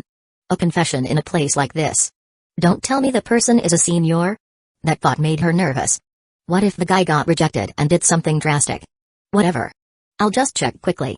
If no one's around, I'm leaving. With that, Yuri climbed the final steps and peeked through the small glass window in the rooftop door. Only to widen her eyes in disbelief. That girl. That's Kasumijoka Utaha, second year. And she's sitting next to a guy? Wait a second. This morning's rumor in the classroom, about Utaha-senpai finally having a boyfriend. Was that true? Who's the guy? Can't really see his face from this angle. She's blocking him. Just as she leaned in for a better look, a calm voice from the rooftop called out, since you're already here, you might as well come over. Eek. Yuri yelped in surprise, nearly stumbling right there at the door. Steadying herself, she instinctively opened the rooftop door. Half her body now visible, she found herself at a loss. What do you do when you get caught spying on a couple? Asking for a friend. Urgently. But before her flustered thoughts could spiral further, Owoshu's voice rang out again, calm as ever. Yuri Spencer Sawamura. Close the door and come have a seat. Ah. Yuri looked up at both Owoshu and Utaha, then quickly bowed her head. I'm terribly sorry, senpai. I wasn't trying to spy on you. Spy on what, exactly? Owoshu blinked, then turned to Utaha. So, the subway rumors already spread, huh? Utaha giggled lightly. Looks like you really don't have any friends in class. After all, if he had friends, someone would have mentioned it by now. The fact that he'd heard nothing meant no one dared bring it up to him. Understanding her implication, Owoshu let out a defeated sigh. Why does it feel like I've become Toyasaki's delinquent boss or something? Shaking his head, he pointed to the empty bench nearby. Alright, go ahead and sit down. No need to wonder why the person who wrote the love letter isn't here. That was us. He placed deliberate emphasis on us. Thanks to Utaha's earlier warning, he was aware of his scary transfer student reputation and was slightly worried Yuri would run off if she thought he'd written the letter alone. Unfortunately, Utaha had gone the extra mile, crafting the love letter entirely in a male's tone and style, making it impossible for him to shift the blame onto her. You two arranged it? Yuri repeated, visibly stunned. How did a love letter turn into a setup between one guy and one girl? Hesitating for a moment, she glanced between them. Ultimately, with another girl present, Yuri decided it was safe enough and walked over, sitting on the bench next to them. So, what exactly do you want from me, senpai? Now that she had taken a seat, Owoshu smiled and said, we're planning to start an astronomy club, and we happen to need one more member. Huh? Yuri stared blankly. You lured me here with a love letter. For this? Are you brain damaged? She instinctively wanted to refuse. After all, she was already a member of the art club. And while students could join up to 3 clubs, she honestly didn't feel like spreading herself any thinner. Just as she opened her mouth to decline, Owoshu added casually, it's just a minor request. I'm sure Miss Iri Kashiwagi wouldn't say no. Chapter 10, Yuri's Compromise. What? Both Yuri and Kasumijoka Utaha cried out in unison the moment the name Iri Kashiwagi left Owoshu's mouth. Yuri, clearly caught off guard, instantly shot up from her seat, eyes wide with panic. How do you know about that? Utaha, who had still been recovering from her own shock, stared at Yuri in disbelief. Wait, seriously? You're Iri Kashiwagi? The Jin artist who draws 18+ NTR works online? Realizing she had just exposed herself, Yuri crouched down and covered her face with both hands, frantically trying to backtrack. And no, it's not me. You've got the wrong person. Oh my god, it is you, Utaha muttered, staring at her as if she had just discovered some rare and bizarre creature. She was utterly dumbfounded. the beautiful, popular first-year flower of the art club at Toyosaki Academy, was secretly an underground erotic jin artist? How was this even possible? Ariri's father was a British diplomat from the noble Spencer family, her mother a respected member of a prestigious Japanese lineage, the Sawamura family. Yet their daughter operated under an alias within one of the most niche, fetish-heavy circles of the otaku world. If her identity were ever made public, she'd be ruined. She'd be relentlessly bullied at school, and every pervert in the building would find some excuse to include her in sleazy conversations. Or worse. There was even a real risk someone might blackmail her into being a model for their twisted fantasies. In that moment, Utaha suddenly understood why Woshu had been so confident that Ariri would agree to help them. With that kind of leverage hanging over her, unless she transferred schools entirely. An option that risked online exposure anyway.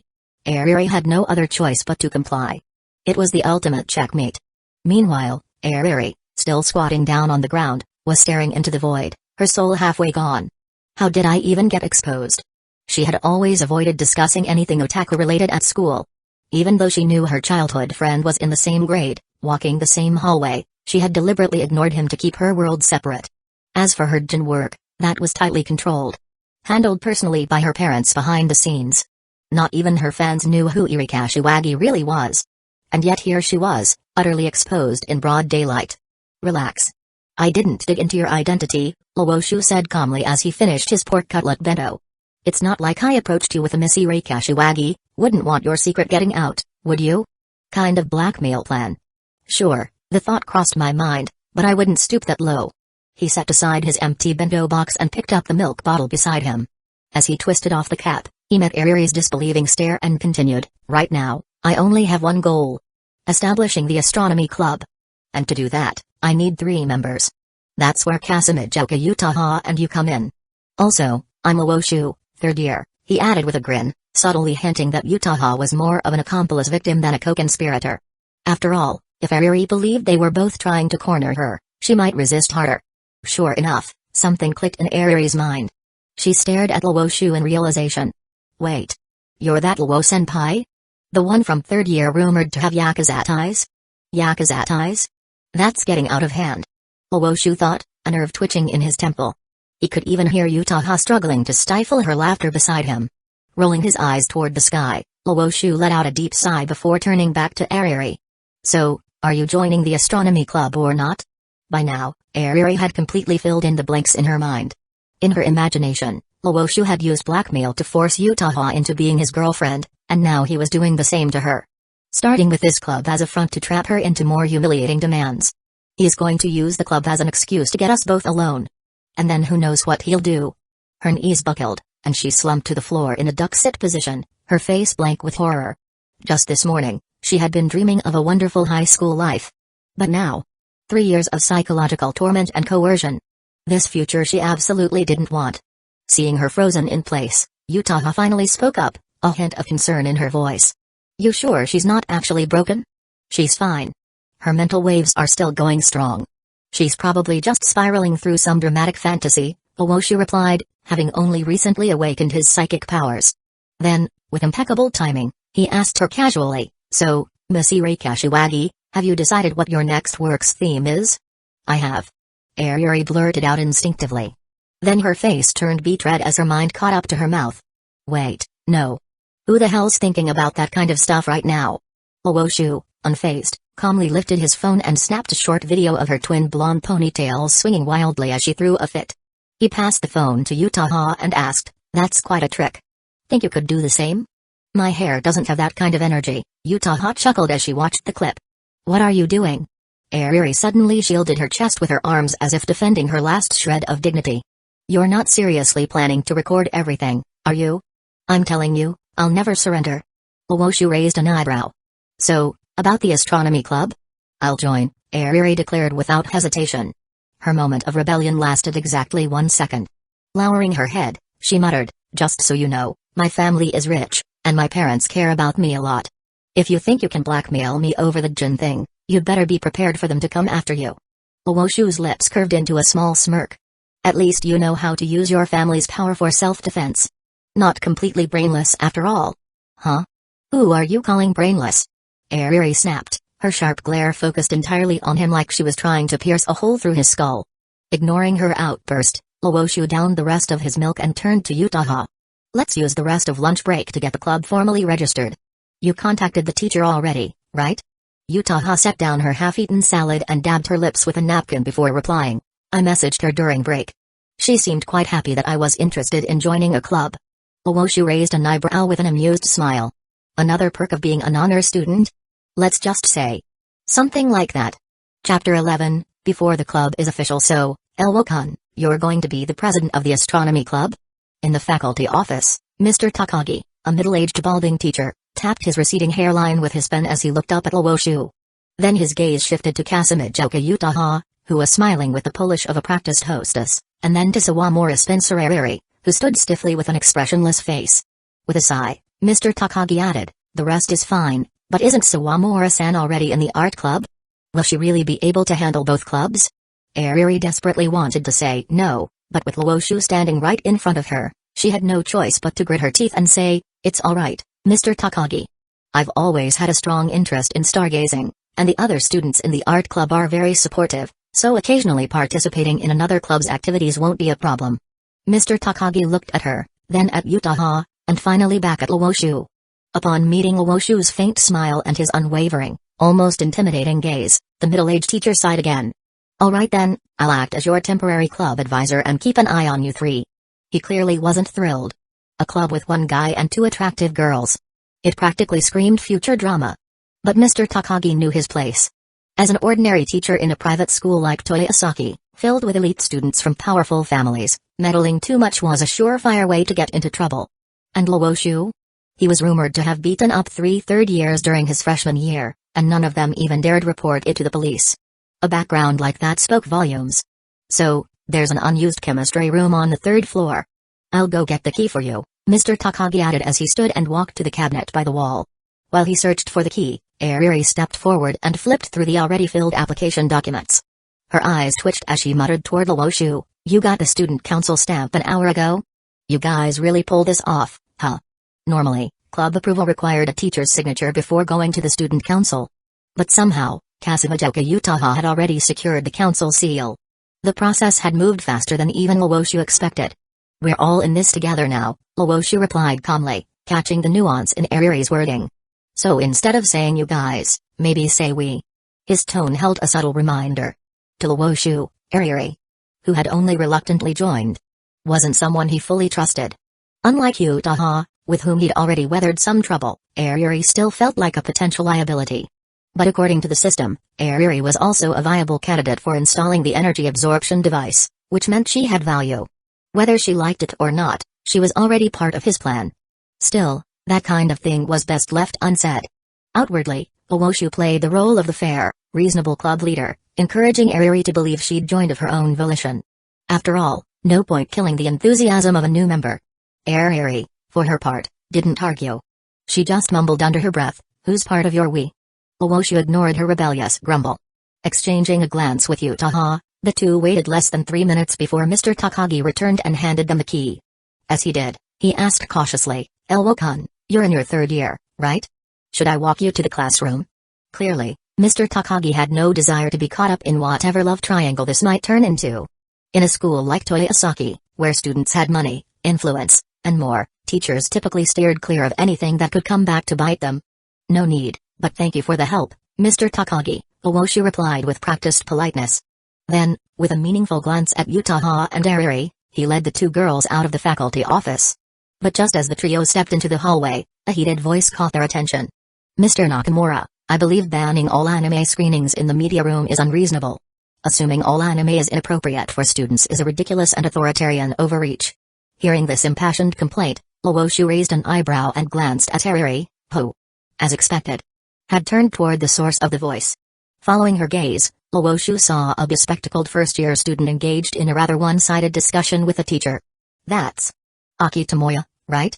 He mused aloud. Walking a few steps behind, Utaha also noticed the scene and Ariri's complicated expression. Glancing over, she remarked with feigned amusement, still trying to convince teachers to let him borrow the media room? The rumors say he's the type to do whatever he wants. Looks like they were true. Ariri's expression turned subtle as she looked at her so-called childhood friend. Still the same idiot. Pestering teachers just so he could screen anime in school? Didn't he feel any shame? Even the teachers watching from the office were quietly ridiculing him. Otaku are ticking time bombs, one muttered. And you're one of the reasons anime gets such a bad rap. Ariri thought, annoyed. Realizing she'd been staring too long and attracted the attention of both Luoshu and Utaha, she quickly said, let's go. No point watching this. We should check out the classroom and see what needs cleaning. Luoshu didn't say anything, just glanced at Utaha, who was still watching Ariri with interest. Finally, he nodded. Alright, let's go. With that, the three of them headed toward the third floor, Luoshu in the lead, the girls following behind. Meanwhile, Aki Tomoya had also noticed the three pass by but, after a moment of hesitation, turned his attention back to poor Mr. Nakamura. Eventually, the beleaguered teacher caved. Fine, fine. You win. I'll give you a key to the media room, but you'll need to get permission from the student council yourself. Thank you, sensei. You're the best. Tomoya cheered triumphantly. Mr. Nakamura, on the verge of losing his cool, muttered through gritted teeth, best? I'll be lucky if you don't drive me to an early grave. As he turned back to the office, the other teachers burst out laughing, finding entertainment in his exasperation. Time passed in the perspectives of each person. By 3:30 p.m., after school had officially ended, Luoshu, now holding the key, opened the door to the unused classroom on the third floor with Kasumijoka Utaha and Sawamura Ariri at his side. Chapter 12, The Astronomy Club Creek. The classroom door was pushed open by Luoshu. What came into view was a plain, spacious classroom. Almost entirely empty. There was a blackboard, a teacher's podium, and 10 chairs piled in a corner, all of which Luoshu and the others had already cleaned during an earlier visit.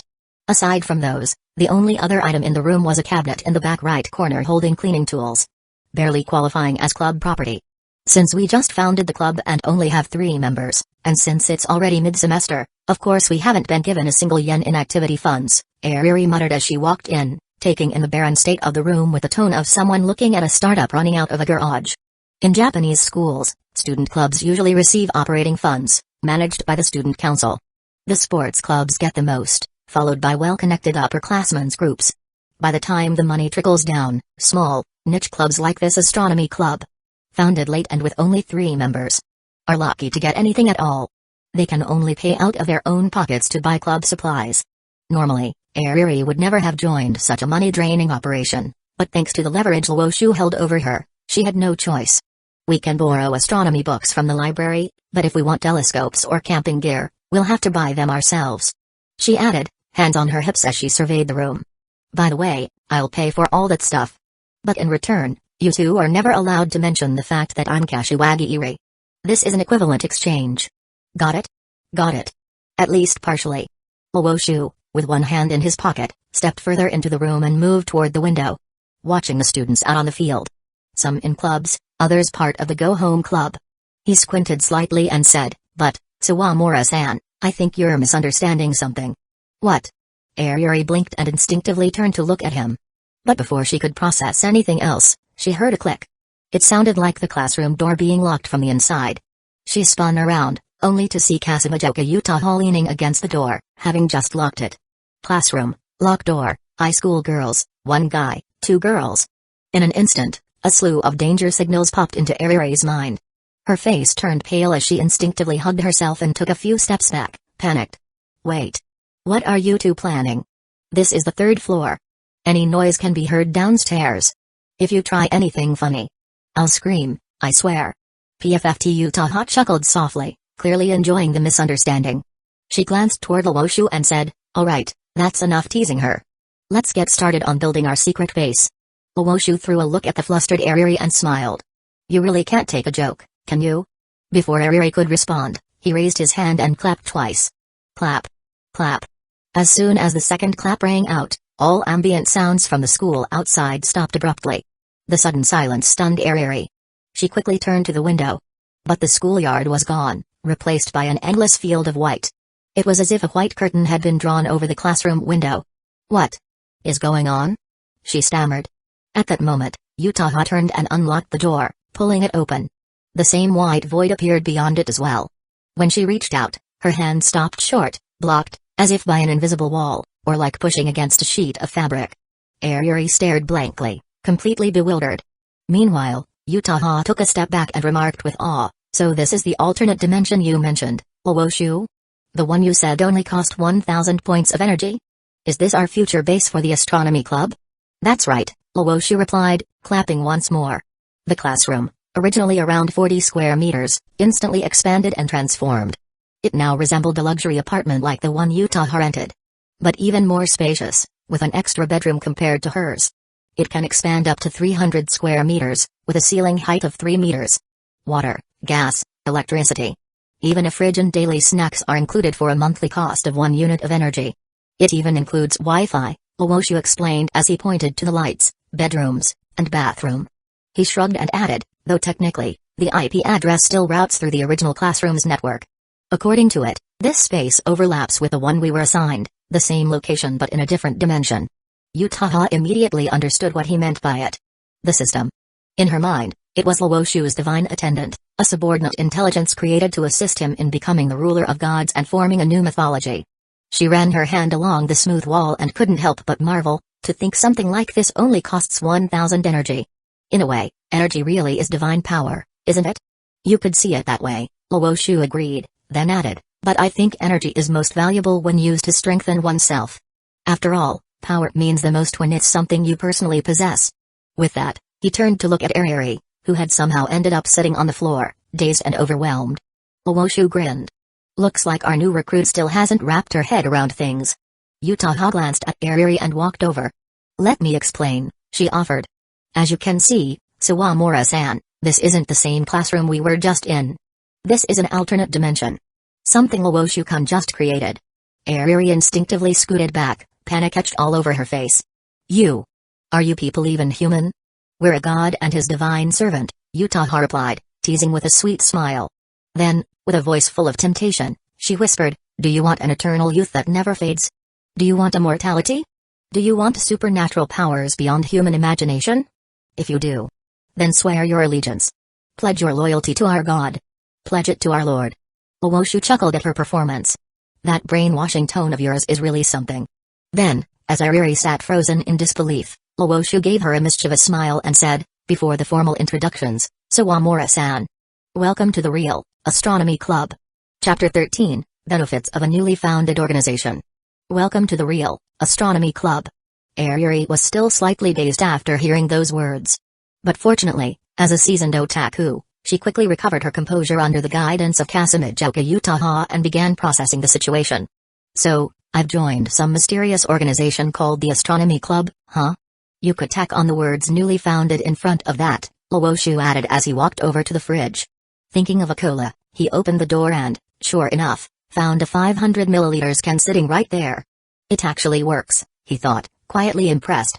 He pulled out the can, popped it open, and took a sip. The familiar taste confirmed it was the real deal. Due to some rather special reasons, I founded this club. For now, you and Utah are the first members. Utah gave him a mildly disapproving look, as if scolding him for revealing everything so bluntly to Ariri. But Luoshu wasn't the type to rely on deception when the truth served better.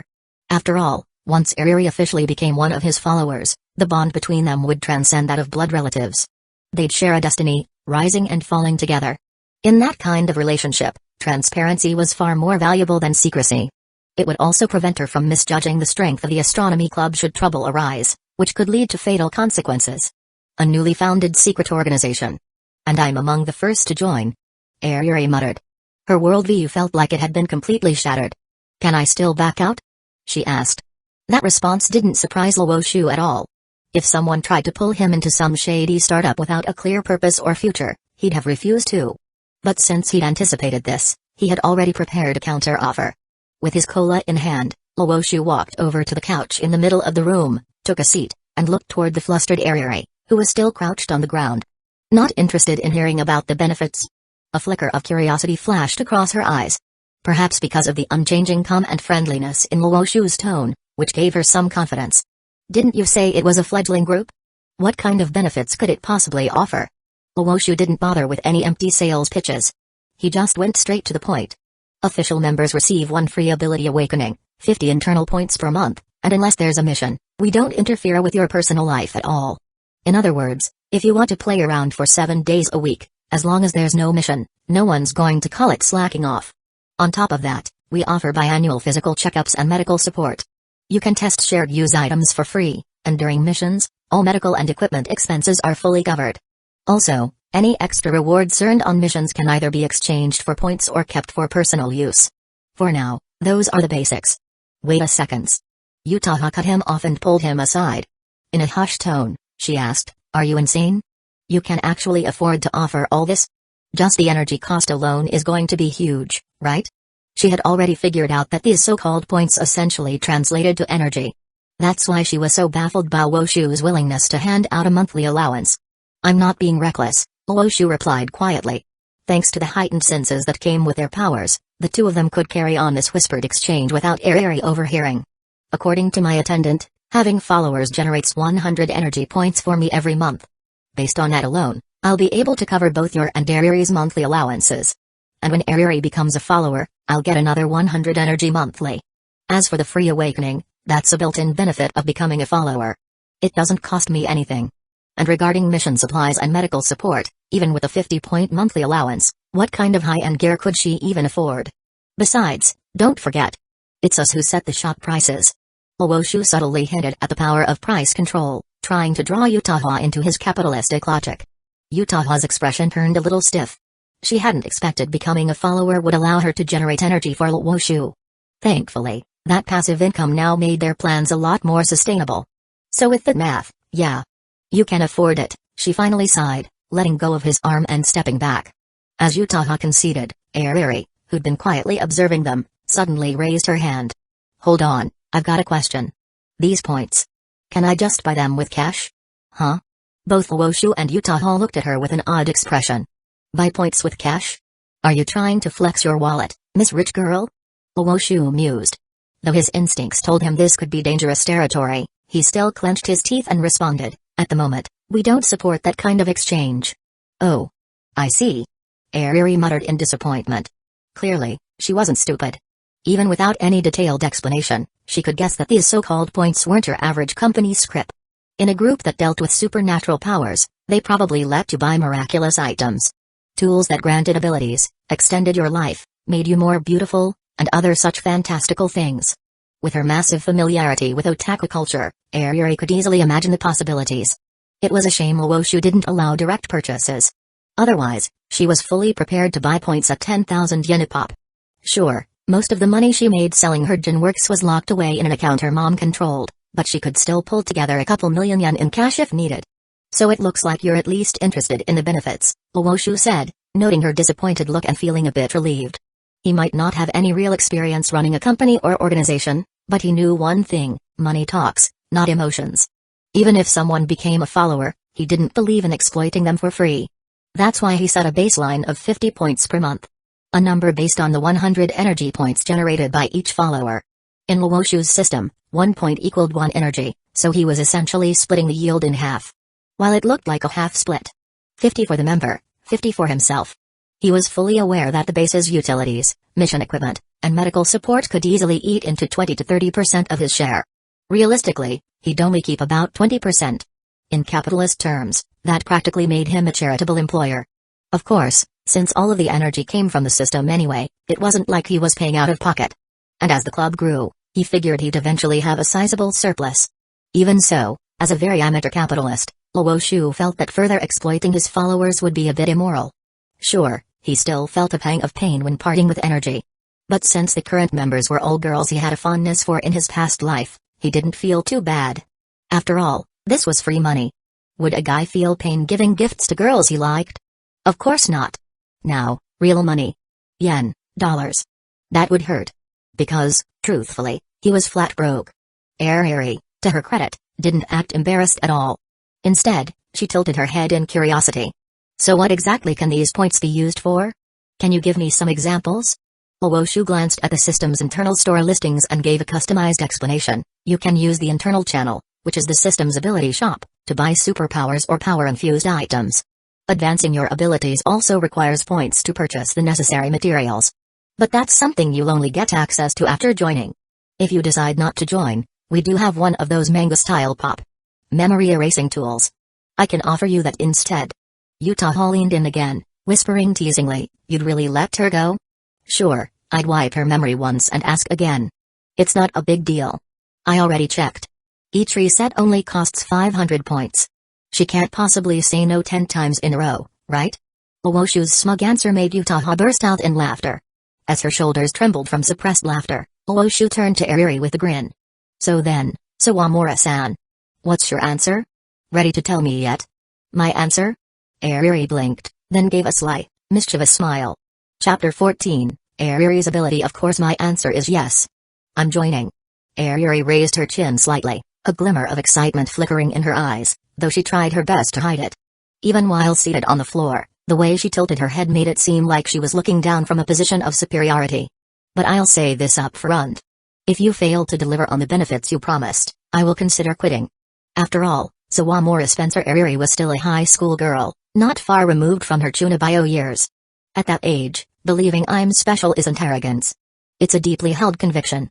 And being raised in a doting household, even though she'd received a good education, she didn't have the sharp instincts of someone seasoned by society. I'm okay with allowing members to leave the organization in principle, Luoshu replied, though that would require signing a confidentiality agreement with some actual binding force. Ooh? A secret contract? I know. Ariri's eyes sparkled with interest, visibly thrilled. What Luoshu didn't say aloud was that he wasn't entirely sure if a follower could even leave. But he imagined there should be a way. And if Ariri genuinely wished to exit the club, he'd probably let her. Still, based on the countless novels he'd read, once someone stepped into the extraordinary, it was like a bird that had lost its feet. There would never again be a place to land. Regardless of his inner thoughts, Luoshu seized the moment and placed a prepared document on the low table in front of them. This is the Astronomy Club membership contract. It's witnessed by a god, so neither side can go back on it. Of course, that god is me. And I'm not one of the parties to the contract, Luoshu mentally added. Before coming to the clubroom after school, he had discussed this with the system and learned that there were several contract templates using him as a divine witness. Unsurprisingly, they were all heavily biased in his favor. If both sides broke the terms, Luoshu might get a headache, while the other party would face the system's enforced penalties. That said, Luoshu understood that as the party A, unless absolutely necessary, he must not break the terms himself.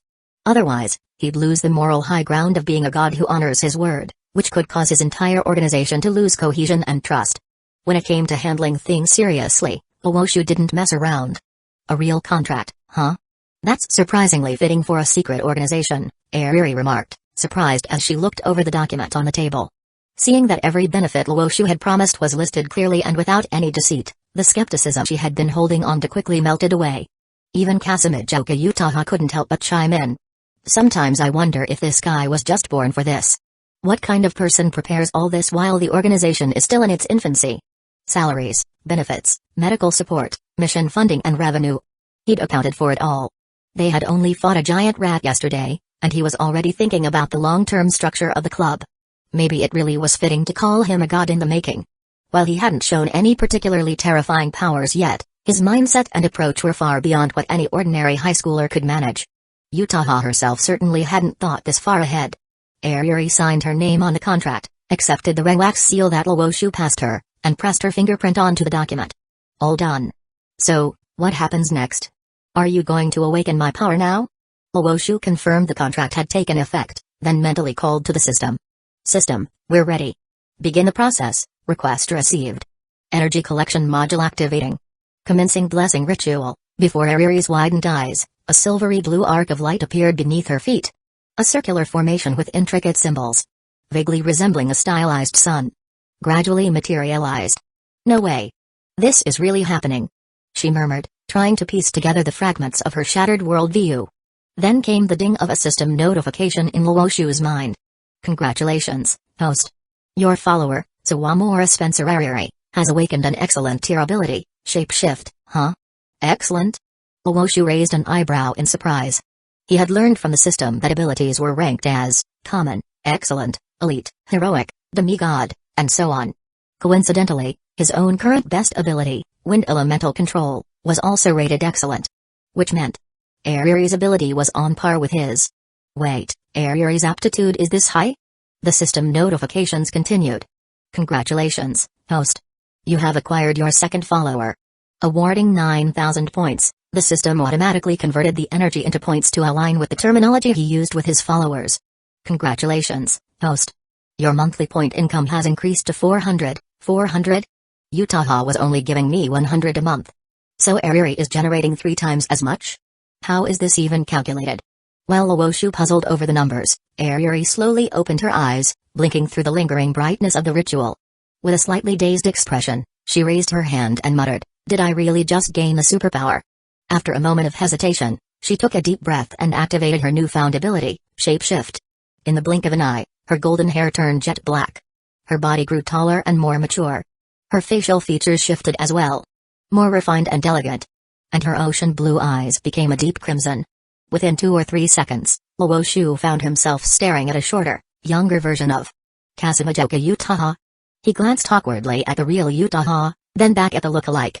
Utaha was also visibly shaken, her voice tinged with disbelief. "This is the ability you awakened?" But then her eyes narrowed mischievously. "Oh? So, you can make your chest 1 size larger, gain 5 centimeters of height, but that's your limit? I see. It's not without its flaws. How do you know that?"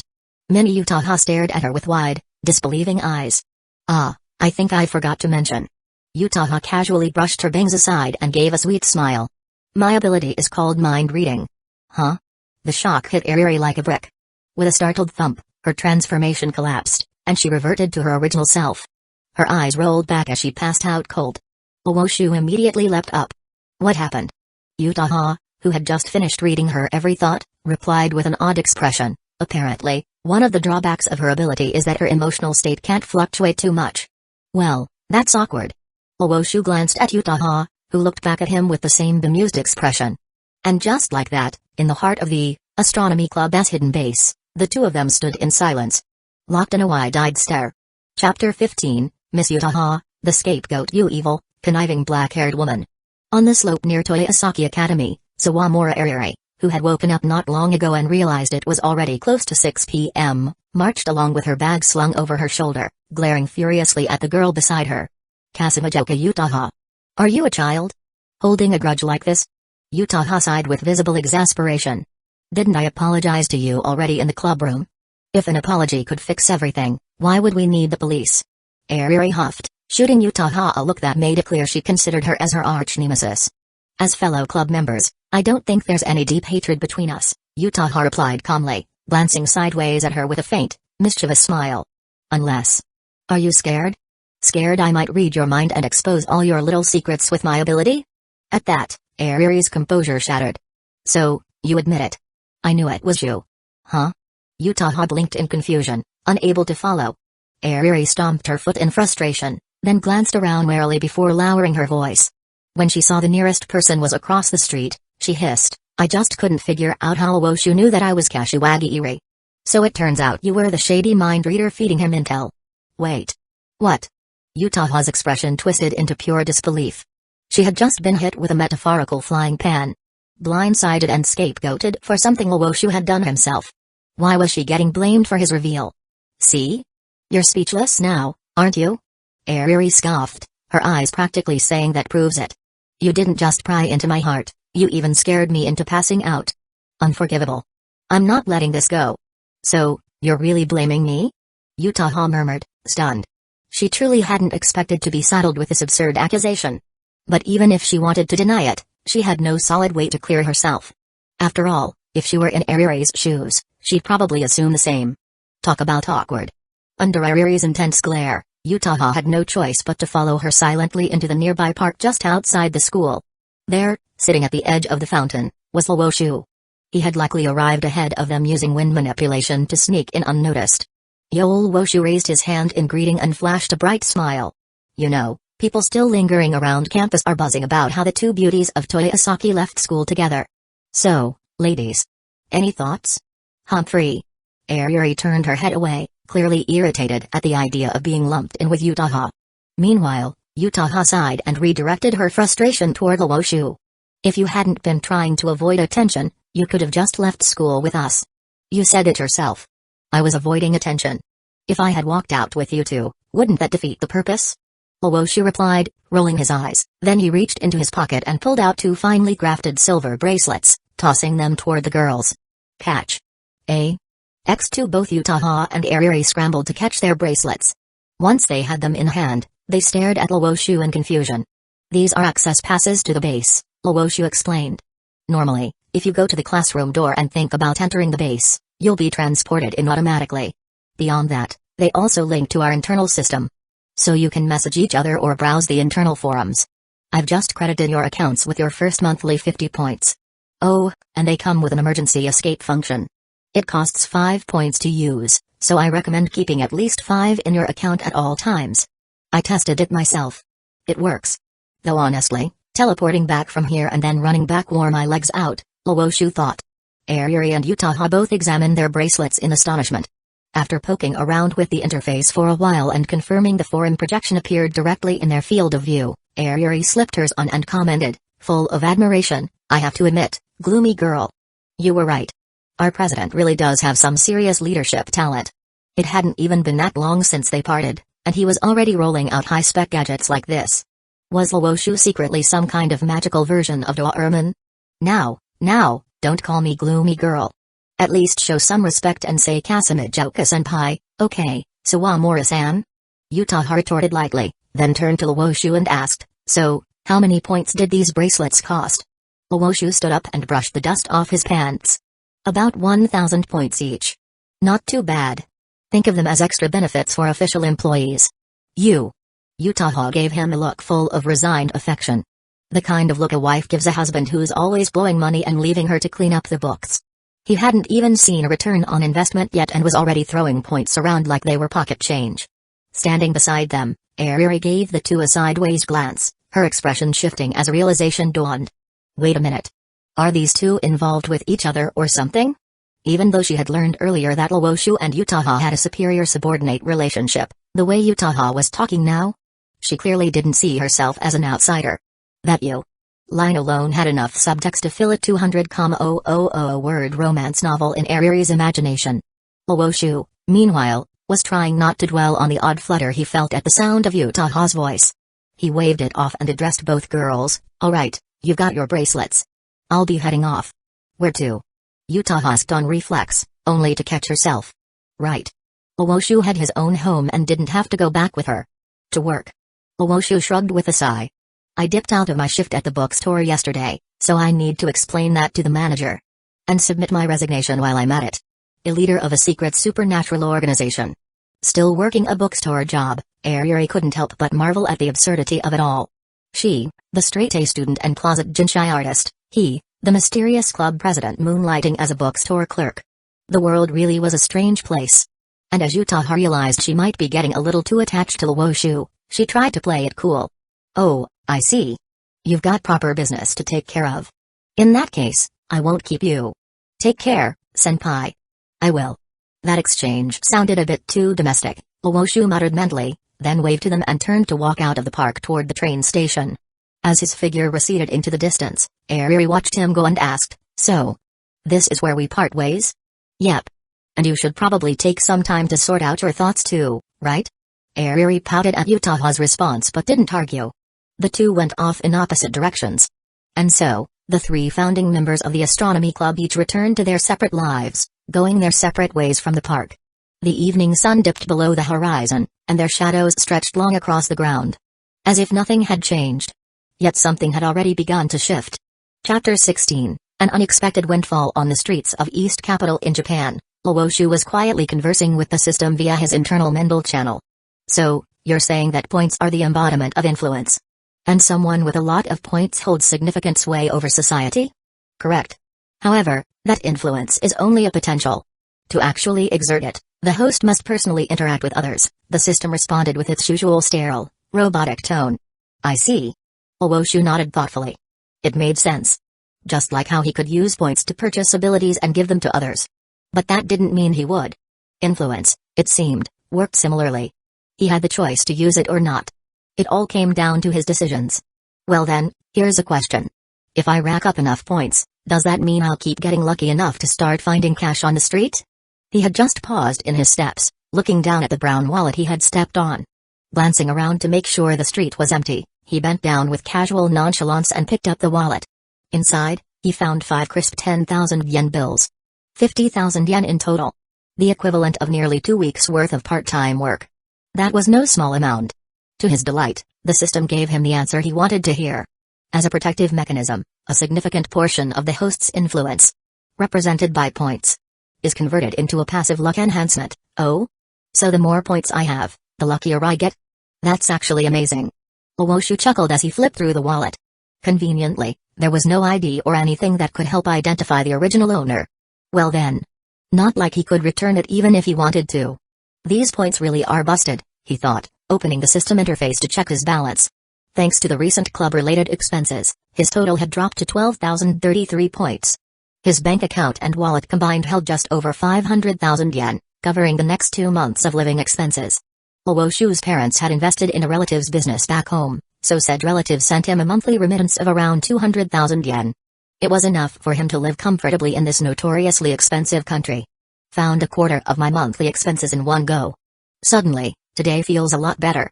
In that good mood, he turned his attention to the forum and thought about something that had been on his mind since earlier. How to advance abilities. Back when he'd been explaining things to Eri, he'd learned from the system that ability rankings followed tiers: ordinary, excellent, elite, heroic, and beyond. Currently, his strongest ability was wind element manipulation, ranked as excellent. When paired with even just ordinary level intuition, he had been able to predict attacks and tear apart a giant rat the size of a calf with ease, proving its incredible combat potential. So now, he wanted to know what it would take to upgrade that ability. When he searched the system store, he was quickly greeted by a few notifications that made his mouth twitch. Wind element control, the advanced form of wind element manipulation. Rated, elite, requirements for upgrade: primary material, heart of the storm, 50,000 points, secondary materials, 200 milliliters of water, 20 milliliters of siren's tear, 2,000 points, hyper intuition, advanced form of intuition. Rated, excellent, requirements: primary material, brain of the spiritual squid, 10,000 points, no secondary material required, subconscious control, advanced form of battle instinct. Rated, excellent, requirements: primary material, spine of the mind dragon, 10,000 points, no secondary material required. Owoshu's lip twitched as he forced a sarcastic smile. System, are you trying to rob me? These upgrades are that expensive? Those 2 multifunctional bracelets and even the pocket dimension didn't cost nearly as much. And now this? Dear user, it appears you've misunderstood. The system maintained its emotionless tone as it calmly laid out the facts. Support tools and auxiliary features are priced affordably to ensure safety for the host and companions. These are protective measures. In contrast, ability acquisition and upgrades fall outside that scope. The system's role is to ensure the host's survival, not to grant overwhelming power. Owoshu raised an eyebrow, pinched the bridge of his nose, and muttered, "So if I die because I'm weak, you don't care? Should an unfortunate incident occur, the system will simply initiate the reincarnation process and await your next awakening. So you're saying I get to do it all over again in the next life?" Owoshu grinned bitterly. Not exactly comforting. Still, that last sentence revealed quite a bit. The system seemed unusually invested in him. Forget it. I guess power upgrades are off the table for now. He sighed, knowing full well that upgrading any of his current skills wasn't happening soon. Even if he could afford it, he needed a safety net. What if he got injured and didn't have enough left for healing? He'd die for real. Better to stockpile at least 5,000 points before doing anything reckless. Alright, next question. Why is there such a huge difference in points between Eri and Kasamijoka Utaha? Kasamijoka had earned him 6,188 points as his first follower. But the second, Eri, had generated a whopping 9,000. A significant increase. Even their monthly point contributions were vastly different, with Eri yielding 3 times more than Utaha. Answer: the disparity is due to Sawamura Eri's significantly higher societal influence compared to Kasamijoka Utaha. Higher influence? You mean? And then it hit him. The school's top 2 beauties were both minor celebrities in their own right. One was a rising star in the literary world. The other, a legendary jin artist behind the alias Kashiwagi Eri. Compared to a novelist, Eri, who had indirectly ruined the lives of countless young men by drawing those kinds of jins, clearly had the more impactful presence. So basically, every time little lives are lost to one of her works, I get to pay her in points? That sounds seriously cursed. Still, Owoshu couldn't argue with results. Recruiting Eri had boosted his monthly points by 300. 3 times what Utaha brought in. Jin culture was no joke. He sighed and pulled out his phone, quietly bookmarking Professor Kashiwagi Eri's artist profile. Frowning, he muttered, "System, There's another thing. Both Utaha and Ariri seem to have limitations on their powers. Those can be removed, right? Through ability upgrades? Correct. Limitations can be resolved through advancing the ability tier. Would you like the system to list the upgrade requirements? Forget it. I'm broke. No point in even looking. Owoshu immediately shut the system down before it could say another word. No more talk about money. His heart couldn't take it. He didn't even have the funds to upgrade his own powers. Why would he spend them on someone else? What am I, stupid? He thought, shaking his head and continuing down the sidewalk. Then, smack. He stepped on something again. Huh? He stopped and looked down, eyes narrowing as he saw a deep red wallet lying under his shoe. Another lucky find? 2 wallets in one day? Just on his way to work? Even after that system price gouging fiasco, Owoshu's broken heart was starting to mend. Just as he bent down to pick it up, a woman's voice rang out from behind him. You've got some surprisingly good luck, little brother. The unfamiliar voice came from just behind him, far too close for comfort. Owoshu froze instantly. Chapter 17, Takabana Girka. Standing behind Owoshu was a blonde woman who looked like she belonged in a high-end office setting. Her golden hair was neatly pinned up, and though she stood at barely 160 centimeters, her legs, wrapped in sheer black stockings, were long, slender, and perfectly shaped. Her upper body had its charms too, but the most eye-catching part was undoubtedly those legs. It's considered sexual harassment to look at a woman like that the moment you meet her, you know, she said playfully. Her words pulled Owoshu back to reality, and he turned his gaze away, a little embarrassed. Yet just as he did, the woman added casually, has anyone ever told you that your eyes are a little too sharp? Sorry, can't say I've heard that before, Owoshu replied, stepping to the side to make way, thinking she'd leave. But the woman instead reached up and tugged down her sunglasses slightly, observing him for a few seconds before speaking again. Aren't you forgetting something? Don't you think you should return my wallet? Ah. Owoshu froze, wallet still in hand. There should be about 200,000 yen in there, plus my driver's license. The name's Takabana Girka. Oh, and 2 black bank cards. Owoshu played dumb and opened the wallet to check. Sure enough, the photo and name on the license matched the woman in front of him. Caught red-handed, he could only shake his head with a sheepish smile and hand the wallet back. Apologies. I didn't realize it was yours. Girka took the wallet, casually pulled out the cash that remained, and then handed it back to him. Here, your reward for returning it. Owoshu looked at the bills in her hand with a rather complicated expression, briefly wondering if he'd somehow wandered into a host club and she was his customer placing an order. Before he could finish the thought, Girka grinned and said, surprised? According to government regulations, the person who finds lost property is entitled to a 10 to 20% reward. But this wallet's value was too high and I don't have enough on me, so is 200,000 acceptable? With that clarification, Owoshu's instincts about not accepting handouts began to fade. I'm just an ordinary student. I wouldn't dare violate any laws. Saying that, he took the 20 crisp 10,000 yen bills and stuffed them directly into his pocket. Since she'd offered him an out, he figured he might as well take it. No point in being stupid about free money. Girka's smile remained as she eyed him up and down again. Looks like money's a bit tight for you these days. I doubt there's a person in this country who doesn't like cash, Owoshu replied, half joking but also completely honest.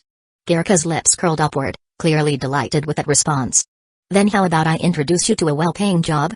Host club? Owoshu glanced at her again, trying to guess where this was going. No. It's a legitimate job. Government work, in fact, Girka said with a straight face. Under joint jurisdiction of the Metropolitan Police Department and the U.S. military stationed in Japan. Owoshu raised a brow, visibly skeptical. You're kidding. The MPD and the U.S. military? That's a weird mix. Removing her sunglasses and resting a hand on her hip, Girka replied, ordinarily, yes. But for someone like you, it's not so strange. Are you implying I've broken the law somehow? Owoshu's tone hardened. He'd been on edge ever since she offered him a job. You haven't. Not yet, anyway. But if I had seen it myself, I could pretend nothing happened. As long as it's before today. Girka spun her sunglasses around her fingers with a playful ease, then added in a light tone, and that's assuming. You're working under me. With that line, Owoshu finally understood what was going on. He blinked, then let out a dry laugh. Isn't that blatant favoritism? Recruiting people like this? Owoshu wanted to complain. But since she was with an official agency, he didn't dare outright refuse. Not to mention, he had his system. If things went south, he could always teleport back to the base using points. That gave him the confidence to test the waters. How did you even notice me? He asked. In response, Gerika raised her hand, as if to touch his face. Luoshu leaned back instinctively to avoid her fingers. She stopped and instead pointed at his eyes. When someone with strong spiritual energy stares at another, it causes a faint stinging sensation. It's a telltale sign of an untrained ability user, little brother. With that, she pulled a small pack of herbal cigarettes from her pocket, flicked one loose, and placed it between her lips. You must have just awakened your powers, right? No training, letting your energy leak out everywhere. That kind of thing's a rookie mistake. Easy to spot. Oh, and by the way, our side calls them sorcerers. The Onmyonji call themselves exorcists, the Americans use the term espers, and in the East, they prefer Taoist or mage. She lit the cigarette, took a slow drag, then offered him the pack. Pure herbal blend. Calms the mind. Just don't smoke too much. No thanks, I don't smoke, Luoshu replied, waving his hand with a wry smile. So what now? You stopped me just to recruit me? Exactly. Gerika exhaled a smoke ring and smiled seductively. Like I said, I belong to a special division under the joint jurisdiction of the MPD and US forces. We're really short-staffed lately. So, wanna join up? She leaned in slightly, voice warm and honeyed. Starting pay, 500,000 yen monthly, post-tax. 2 bonuses per year, 1.5 million yen each. 1 day off per week, housing stipend, special leave, and occasional company trips with our lovely female agents. At that last part, she winked at him, clearly implying more than her words said. But Luoshu's reaction was far from what she'd expected. Seriously? He thought. Just this afternoon I was recruiting Arari with system benefits, and now I'm getting scouted with the exact same pitch? Is this karma or something? What if I say no? He asked. Gerika's answer came swiftly. Nothing much. You'll probably end up on the MPD's persons of interest list. Weekly check-ins, that sort of thing. And maybe get recruited by one of their formal departments. But you do know how toxic the workplace culture is here, right? She smiled half-jokingly and added, so what's it gonna be? Squeezed dry by a bunch of grumpy old men, or guided by a mature, sexy onsen like me? Pretty easy choice, right? Luoshu was silent for a beat, then pointedly asked, we're just going to talk about this here? Oh? Gerika blinked, clearly surprised by his sudden tact. Fair enough. Follow me. Turning on her heel, she looked back over her shoulder and smiled. There's a cafe I like just around the corner. Chapter 18, that's a good question. It was nearing 7 p.m. in the evening. In a quiet alleyway of Chiyoda Ward, Luoshu stood in front of a quaint cafe. His eyes lingered on the signboard written in flowery script. Like a reco. Just then, Takabana Gerika, who had already stepped inside, turned her head and called out to him, how about a cup of cappuccino? No thanks. I prefer a latte with coconut milk, Luoshu replied casually. Gerika paused, already halfway through the doorway, and glanced back with a surprised expression. What kind of weird taste is that? As she entered, a bright and cheerful female voice rang out from inside the cafe. Sorry. We're closed for today. Eh? Boss lady? 1 cappuccino and 1 latte, please. And for the latte, add a bit of coconut milk. Don't mess it up, Chisato. I brought a guest today, Gerika instructed calmly. I won't mess it up. The girl replied cheerfully. Luoshu stepped through the door just as the conversation wrapped up, eyes flicking away from the sign and sweeping across the cafe's warm interior. Welcome came the energetic greeting from a white-haired girl wearing a crimson kimono that looked like it was part of the cafe's uniform. She turned around with a dazzling smile that lit up the room. This way. Luoshu-kun. Gerika, now kneeling at a low table, gestured him over with a wave. Since they'd already exchanged names earlier, she called out to him with casual warmth. The white-haired. Or more accurately, pale golden-haired. Girl glanced at Luoshu with mock surprise and exclaimed, the guest this time isn't one of those grumpy-looking uncles from the MPD who always look like yakuza bosses? He's young and handsome. No way. Boss lady, are you into younger guys now? Chisato Nishikigi, Gerika called her name, resting her chin in her hand with a calm expression. The car I used for the last mission. A Ferrari. Is totaled. A. Chisato froze mid-movement, and then instantly collapsed onto the floor in mock despair. Please don't do that. I haven't even driven a sports car once. Go make the coffee. Yes ma'am. Chisato groaned dramatically and dragged herself into the kitchen. Gerika rolled her eyes at the girl and finally looked back at Luoshu. Don't worry. This cafe is a sub-branch of my special division. The staff and owner are all people we can trust. Luoshu had already surveyed the place earlier. Besides the now busy Chisato in the kitchen, there was also a burly middle-aged man standing at the bar counter. His skin was tanned, He wore round-framed glasses, and his outfit was a simple purple-style kimono. Though his features didn't look particularly friendly, he gave off a distinctly South Asian, possibly Indian, vibe. Sensing Luoshu's gaze, the man looked up and offered a warm smile. Your smile just puts more pressure on people, Mika. Garika muttered dryly. The man, Mika, paused awkwardly, then sighed and went back to polishing a glass. Luoshu blinked at the scene, then quietly removed his shoes and stepped onto the tatami floor before sitting across from Garika. Hi, coffee's ready. It wasn't long before Chisato reappeared, skillfully carrying 2 cups of coffee. She placed them in front of the pair and gave a cheerful nod. Here you go, please enjoy. Where are Mizuki and Takina? Garika asked casually, taking a sip of her coffee. They're out shopping. Lately there's been a sudden surge of schoolgirls coming here for cake. No idea why though, Chisato replied as she placed the latte before Luoshu with a beaming smile. Latte with coconut milk, just as you asked. Thanks. Luoshu took the cup and sipped. His eyes lit up in recognition. This coconut taste. Oh. You actually noticed? Chisato's eyes sparkled as she whipped out a small black canister and struck the Hainan coconut palm advertisement pose. I used an imported premium brand. Hainan coconut palm coconut milk. Amazing, right? Didn't expect to taste this again after leaving home, Luoshu said, his expression turning oddly complicated at the sight of the pose she made. Eh? You're from China? Chisato leaned over the table, stunned. Then she turned to Garika and said, Boss lady, are you planning an international crime now? Garika, unfazed, simply flicked her fingers against Chisato's forehead. Ouch. Watching the white-haired girl squat down while holding her head, Luoshu's expression grew a little complicated. The system's reacting. Is she also a heroine? Though I don't recall her that well. He thought to himself. Seems like this world's not limited to just the heroines of Sakano, huh? As Luoshu pondered, Garika set down her cup and looked toward the bar. Mika, bring me Type 1 special contract. What? Mika looked surprised and cast a long, curious glance at Luoshu. Like he was staring at a rare creature. Feels like she's looking at me the way one would look at a panda, Luoshu thought, internally sighing. Chisato, still nursing her forehead, gaped at the exchange. Type 1 contract? No way. A living special ability user? Chisato. Garika shot her a warning glare. Did you forget the confidentiality clause? Don't say what shouldn't be said. Of course not, boss lady. Chisato grinned sheepishly, waving her hands. But anyone you bring here to sign one of those contracts. They're basically one of us, right? Don't get ahead of yourself, kid. Garika sighed. By now, Miko had returned with a briefcase, pulling out a stack of documents. He handed one to Garika. This is the first time I've taken this out since it was printed. No choice. Special ability users are extremely rare, Garika said, skimming the document before passing it to Luoshu. Take a look. Luoshu accepted it and read carefully. In addition to the generous benefits Garika had promised earlier, there were over a dozen additional clauses.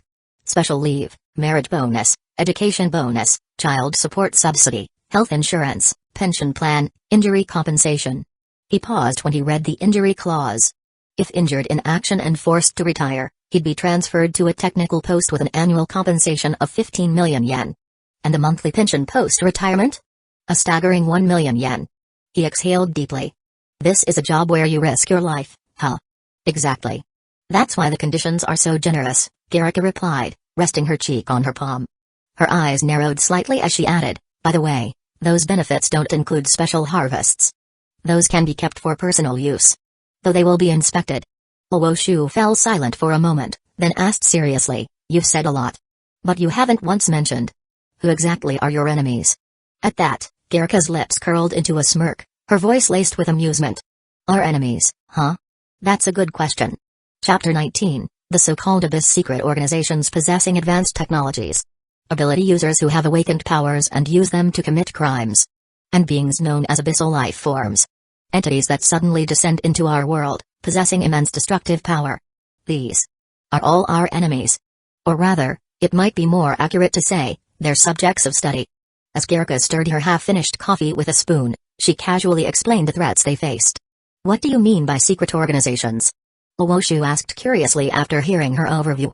Well, as the founder of a secret society himself. The Astronomy Club. He was naturally highly alert when it came to competitors in the same field. They're basically madmen wielding supernatural technology.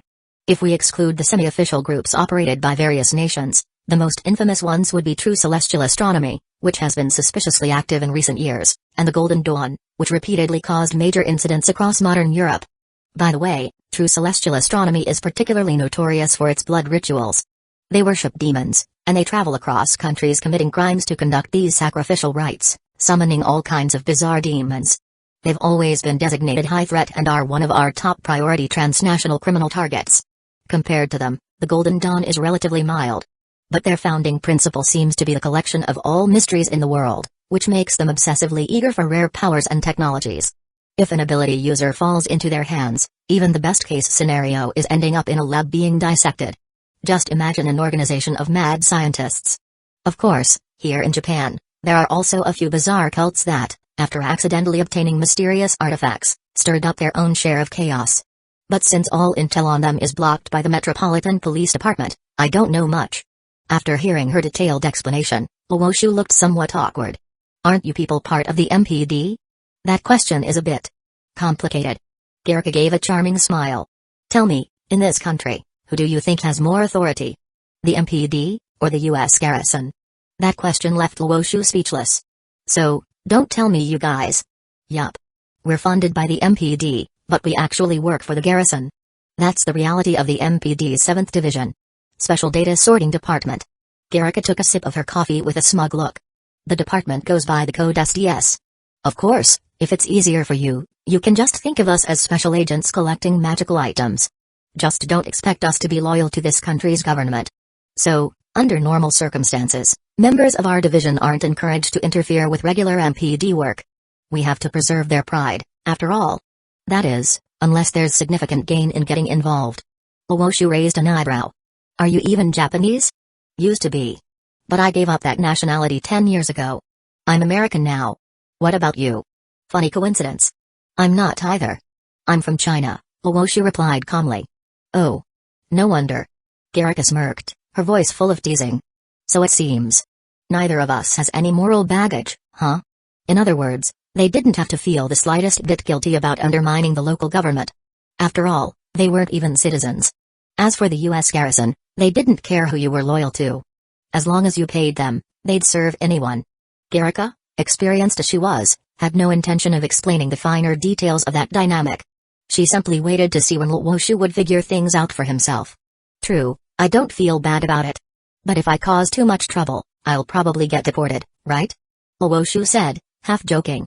Don't worry, Garika replied in the same playful tone. If you screw up, you can apply for garrison protection. Though I'll warn you. The food's awful. If you want to earn a little extra for better meals, you might want to consider investing in their arms dealing operations. If you're lucky, you could make enough in one go to retire. Luoshu's expression froze. The fact that she casually mentioned the garrison's black market arms deals left him speechless. With my nationality, there's no way I could get involved in that stuff, right? Huh? Garika looked genuinely surprised for a second. Meanwhile, from behind the bar, Mika chimed in calmly. A lot of the dealers who do business with the garrison are from your country. Actually, they've pretty much monopolized the trade. Even our department has to rely on their channels to procure certain restricted items. I believe they're referred to as the Fujian Group. Luoshu's expression stiffened. As someone from Fujian himself, he let out a long sigh.